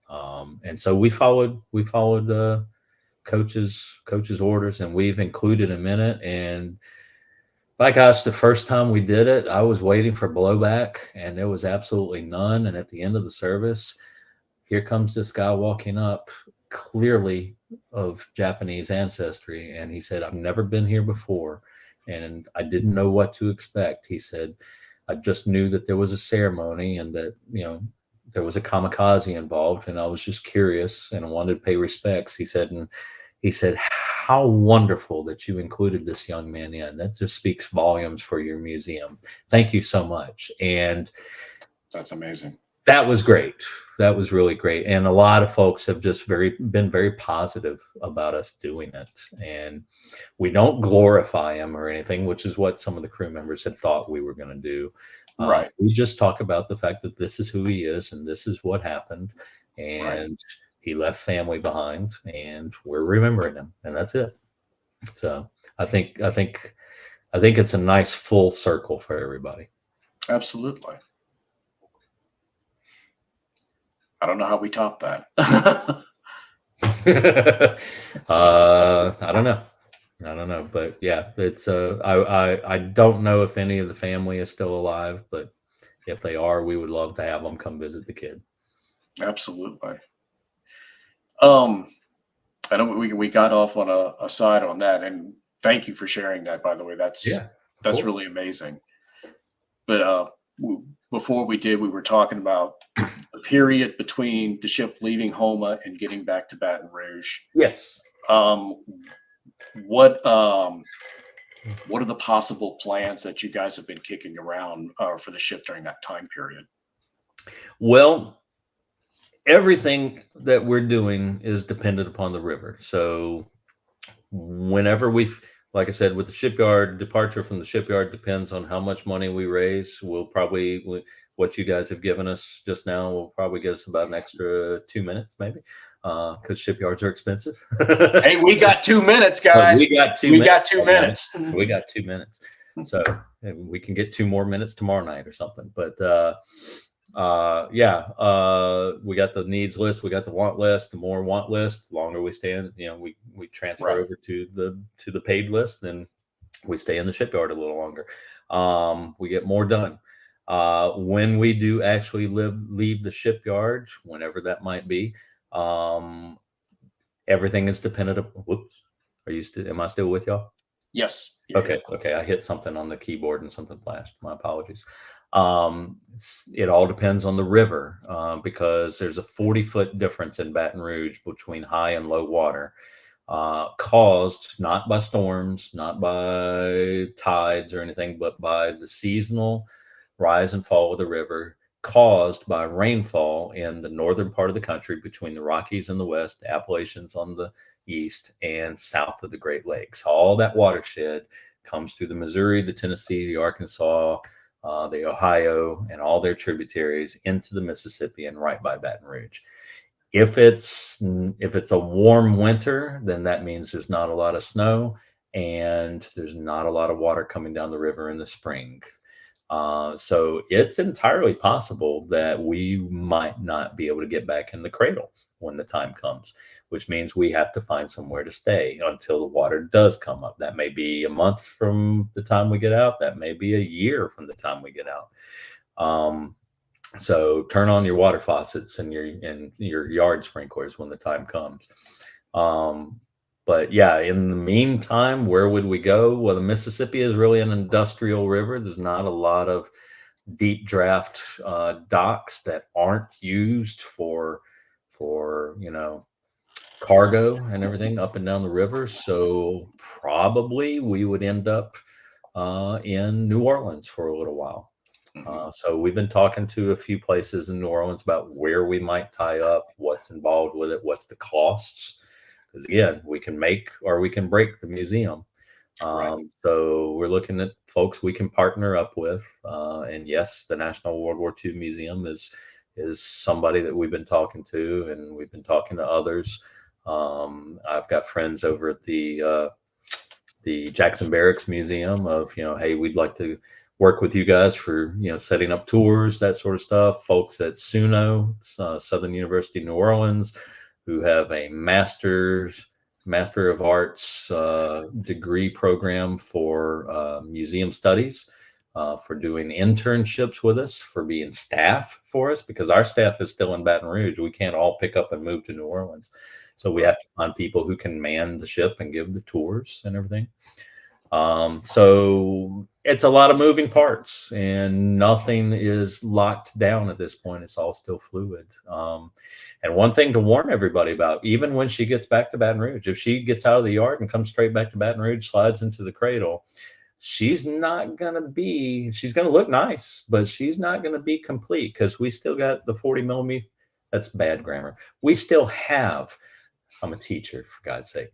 We still have the, my central Louisiana upbringing comes out every once in a while. We still have the 40 millimeters being refurbed by the USS Texas crew in Houston. Our 20 millimeters are still being refurbed by our guys in Baton Rouge. The whale boats are in Homa being refurbed.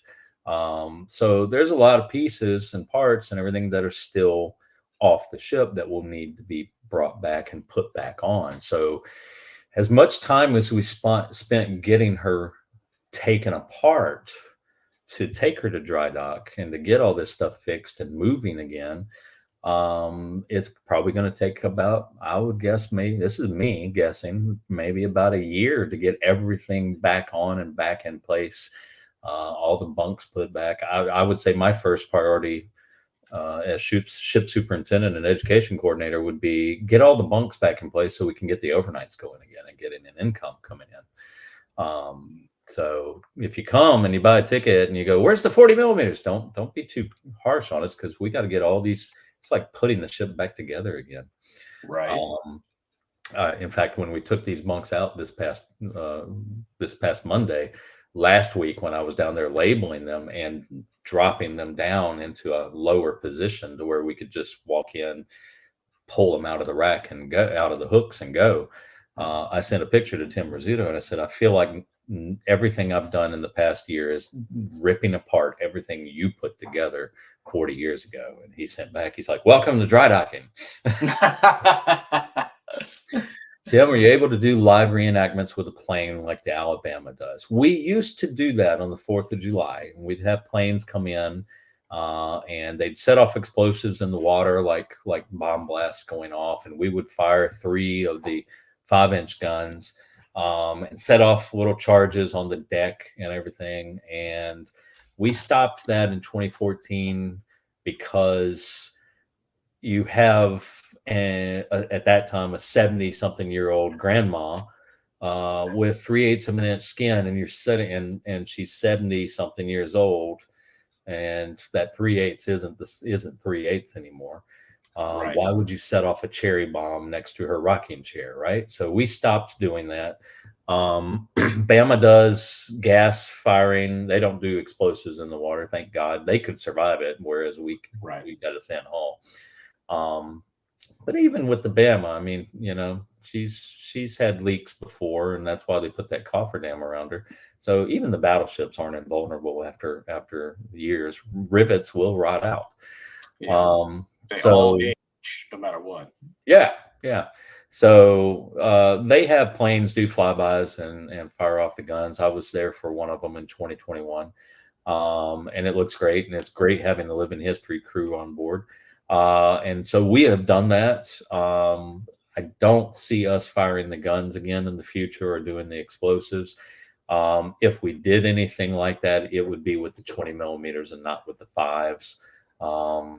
And there's a lot more room for people to be on board for that and be safe than there is on a battleship than there is on a destroyer.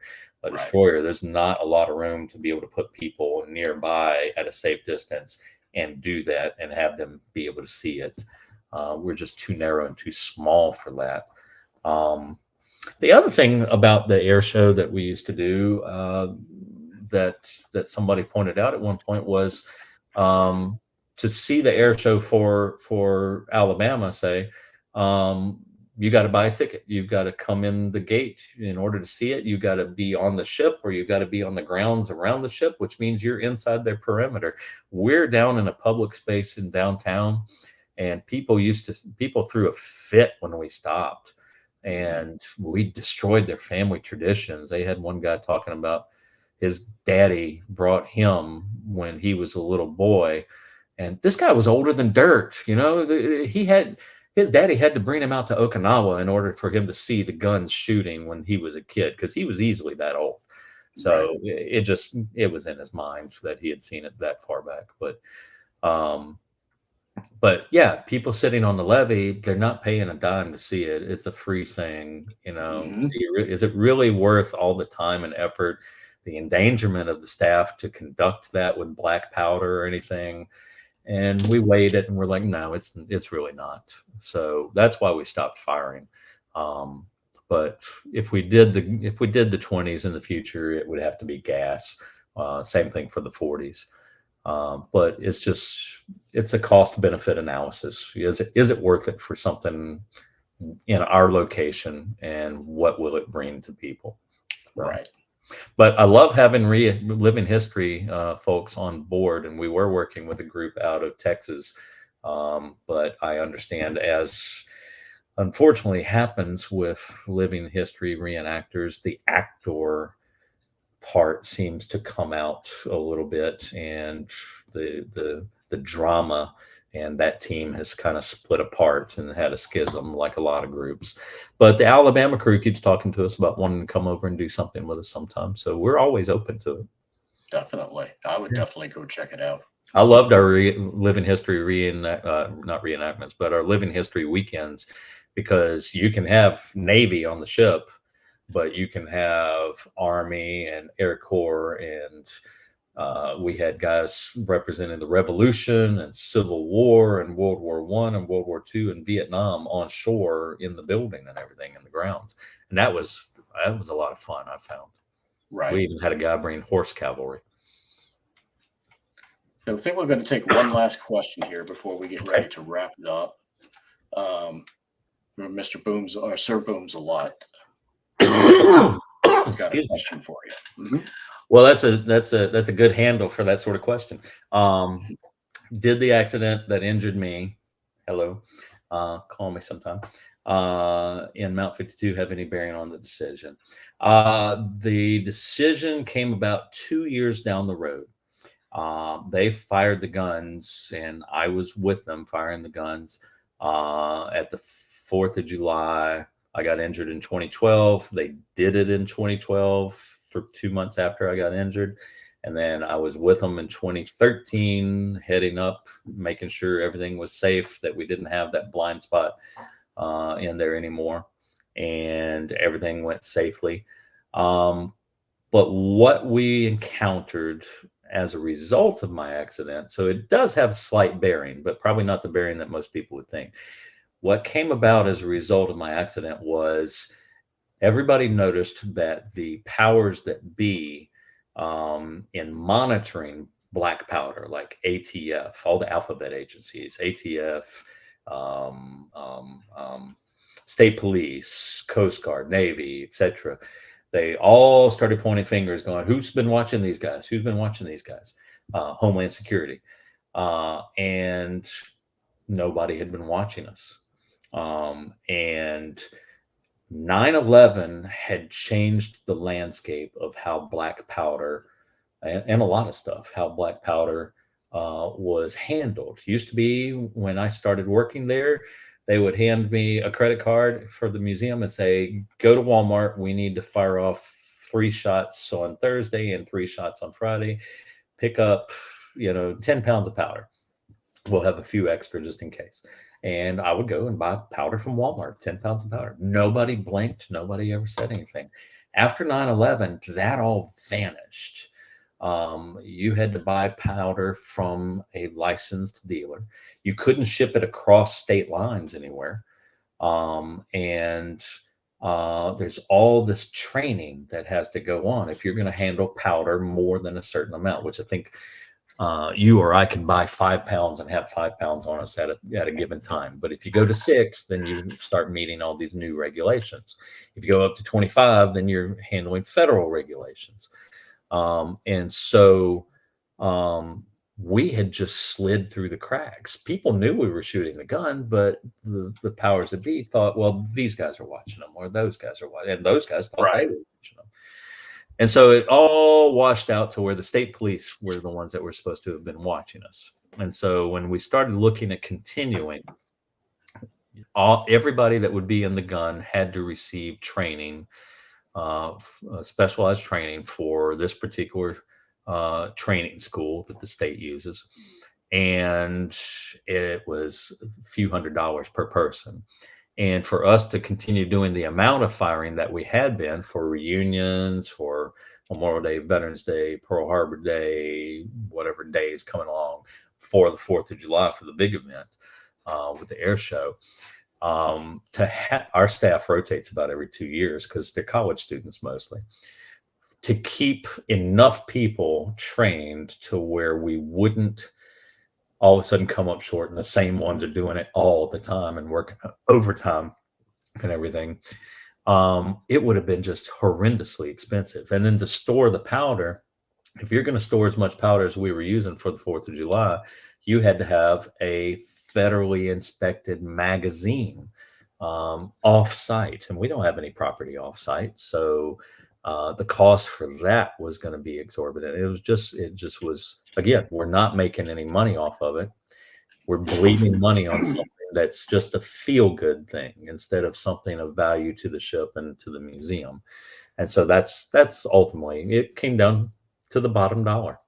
But we discovered all that because of my accident. So long story short, yes, for my accident, but not for the way you would think.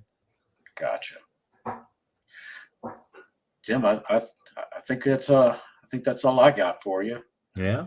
Okay. Well, it's been a pleasure. Thank you for calling me up and asking to collaborate and everything. I'm always happy to talk about Kidd ad nauseum. I could probably go for another 3 hours, but my wife would shoot me. Probably so. I don't want to get you in any trouble here. No. Well, and this is what it's all about right here. This comment from Steve right here. Oh, thank you, Steve. I appreciate that. As a teacher, I really enjoy that. I enjoyed today talking to all those kids and teaching them how, you can get around the world without GPS, and all it takes is a little bit of knowledge and a couple of special instruments. And they were blown away. Some of the adults were blown away. They're like, I never knew how they did that. So now it's important to also mention, because I don't think we have, Kidd is a nonprofit. Kidd is a 501c3 nonprofit. She receives no regular state or federal funding. And by regular, I mean she doesn't appear in the budget every year. The state gave some money so that we could take her to dry dock. The state gave some money a few years ago, a couple $100,000, to revamp the museum's HVAC system so that we can protect the artifacts. And the state is giving money right now so that we can get a new roof, because that building is 42 years old and it has a 42-year-old flat roof in Louisiana. So it's getting leaks just like the ship did. So that's the only money that has come in our 42 years of existence since they gave money to build the cradle for the ship in 1982. And that was really the selling point that we were able to make, because if y'all will stick with me for a couple more minutes, I was on the board of Louisiana Association of Museums. It's a nonprofit organization that advocates for the museums in the state of Louisiana, but it's not run by the state government. It's not a part of the state government. One of the things I learned working with LAM is that a lot of times people see museums as leeches, because we always have our hand out. We always want money. Which, I pimped myself quite a bit tonight, give me money. But people see that and they think we're always out for money, which all museums inevitably seem to be nonprofit. Most of them don't get any government funding. But here's 2 facts for you guys to remember. And I'm not saying this for Kidd. I'm saying this for all museums, whether it's in the Houma Museum, the Alabama, the Sullivans, the Iowa, or your local children's museum. If you took all the museums in the United States, whether they're science museums, children's museums, military museums, whatever, you group all of our attendance, the number of heads walking through a door each time, we have a greater attendance annually for all those combined than every NHL hockey league game, every Major League Baseball game, every Major League basketball game, and every Major League football game combined. Those teams get state and municipal dollars to keep their stadiums up for the most part. The state of Louisiana funds the Superdome. The Superdome is a state agency. they get state money. The museum at the Kidd has gotten state money 4 times in the past 42 years, 3 of those times within the past 6 years. So most of these museums are self-reliant in the fact that they don't get state money. They get it through donations and everything. The other thing that most people don't know is that when one of these museums receives government funding, generally you can get more, you can get a little bit less, but the average is for every dollar that the government gives to a museum, $5 go back into the local economy. So they're a good investment, and they're an indicator on, I think it's Bloomberg. If you look at Bloomberg, like the happiest cities in the nation, and they do a survey of the nation's cities.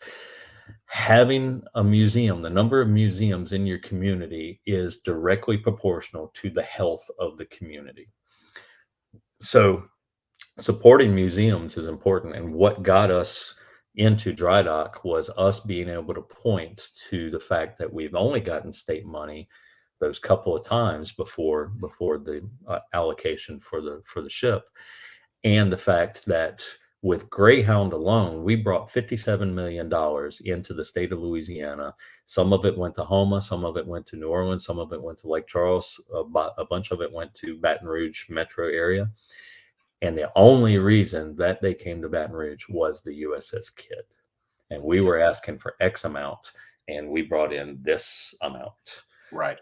And that's not even including all the military reunions and all the tourism that has come in specifically for the Kidd in the past 42 years, for all those veterans reunions that's come through. So keep that in mind for your local museums. Support your museums because they're important to your community. So I'm going to get off my soapbox about museums now before Pam calls up and says, "You're no longer on the board. Shut up." Oh, I promised Steve I would ask you one question that he's dying to know. I'll read it as he typed it. Does USS Kidd have any of the ship's original HVAC and refrigeration systems from her seagoing days? And if so, what modern modifications have been made to use today's friendly required refrigerants? So HVAC system and refrigeration equipment? HVAC and refrigeration systems from her seagoing days. Okay, so refrigeration systems, our reefer is still there. It's non-operational. All the pump equipment is still there, but it's non-operational. And it'll stay there. There's no point in running it. And honestly, some of the damage that we need to fix inside, that's not part of the hull, is some rotted decking in the reefer area, not in the reefer themselves, but in the deck outside where the pump room is, caused by condensation from all those years. So air conditioning a World War II ship is a nightmare. You don't want to do it.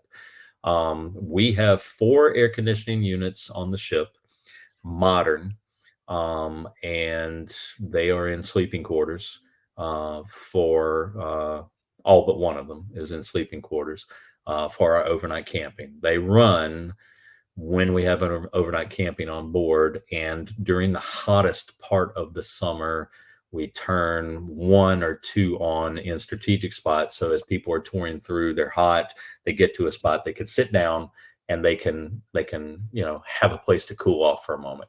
And then when we leave at night, we shut it down so that we don't build up condensation.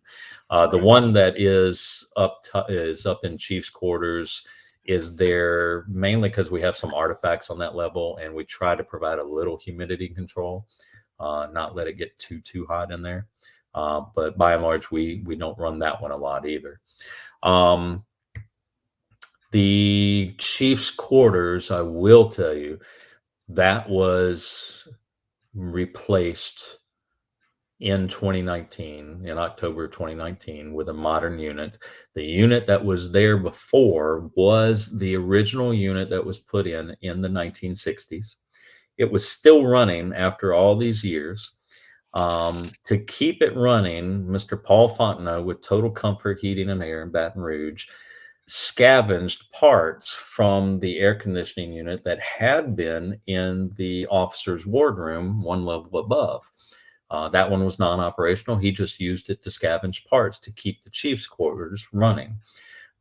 We got rid of the officers' wardroom unit when we cut out all of that cement back in 2016, and chiseled all that out and repaired all the wasted metal, that concrete, the condensation, or not condensation, but the water, the humidity from the chemical reaction from that concrete, because concrete never stops exuding moisture. That had caused the metal to rot out. So we got rid of that unit when we did it, and the wardroom is just like it was in World War II now. Excellent. No more parts were left from it. It was just a hulk, nothing left. And so when the Chiefs unit finally gave up the ghosts, that's when we went ahead and got rid of that unit and put the new unit in. So that's a good that's almost 60 years of that unit running with pieces and parts. So Paul deserves a round of applause for keeping something that ancient running. I asked him if he wanted to, I said, this is going on the scrap pile unless you want to keep it and, hold it up as an example of how good you are. And he's like, throw that sucker away. I'm sick of it. We're gonna end with this comment right here, Tim. I think we all feel that way. Thank you so much for coming on and talking to us about the ship. Oh, thank you, Eric. Thank you all. I appreciate it. I've been looking at the comments. Ice cream machine counts as a refrigeration unit. Yes, unfortunately, we can't get it working again.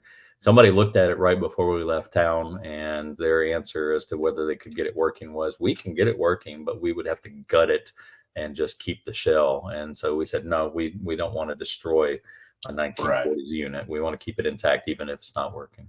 Absolutely. Yeah. Guys, thank you all so much for coming and hanging out with me and Tim. And thank you for the donations. I really appreciate it. Absolutely. Hey, we raised a little money tonight for the ship. So, woohoo! Bravos to you guys. Thank you so much. Yeah. And if anybody has a boat, James and I want to go out to Fort Livingston and Fort Proctor and look at all these old Louisiana coastal forts. I am so down for that, because I'm not just about ship history. I love history in general. I'm a big World War II history fan as well. So I'm totally down for going and seeing some of those forts. There you go. Another collaboration. Absolutely. Well, you guys have an open invitation here. If you got anything going on with the ship, you want to come and tell us about it.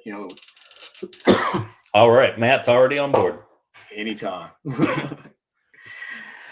Thanks, guys, for hanging out with us as always. I appreciate it. Stay tuned to the Discord channel and the YouTube channel to see when future content. Of course, with the live streams coming out, things might change a little bit in the coming weeks because of the holidays approaching. Of course, go sign up on the Kids YouTube channel and social media if you haven't. USSKIDD.com is where you can make a donation to the ship. You guys anywhere else besides YouTube and Facebook, Tim? Facebook, Instagram, Twitter /X, whatever you choose to call it, and YouTube. Got it. There's talk about maybe getting a Discord. I don't know where that's at. I know nothing about Discord, so it'll have to be Miss Molly setting that up for us. I'll be one of the first ones. She is taking over social media more and more as we go along, and I'm getting deeper and deeper into dry dock. So, gotcha. And she's doing a fabulous job. Yes, she is. Good night, everybody. Appreciate you guys. And until the next time, you guys know the drill. Drive safely. Thanks, James.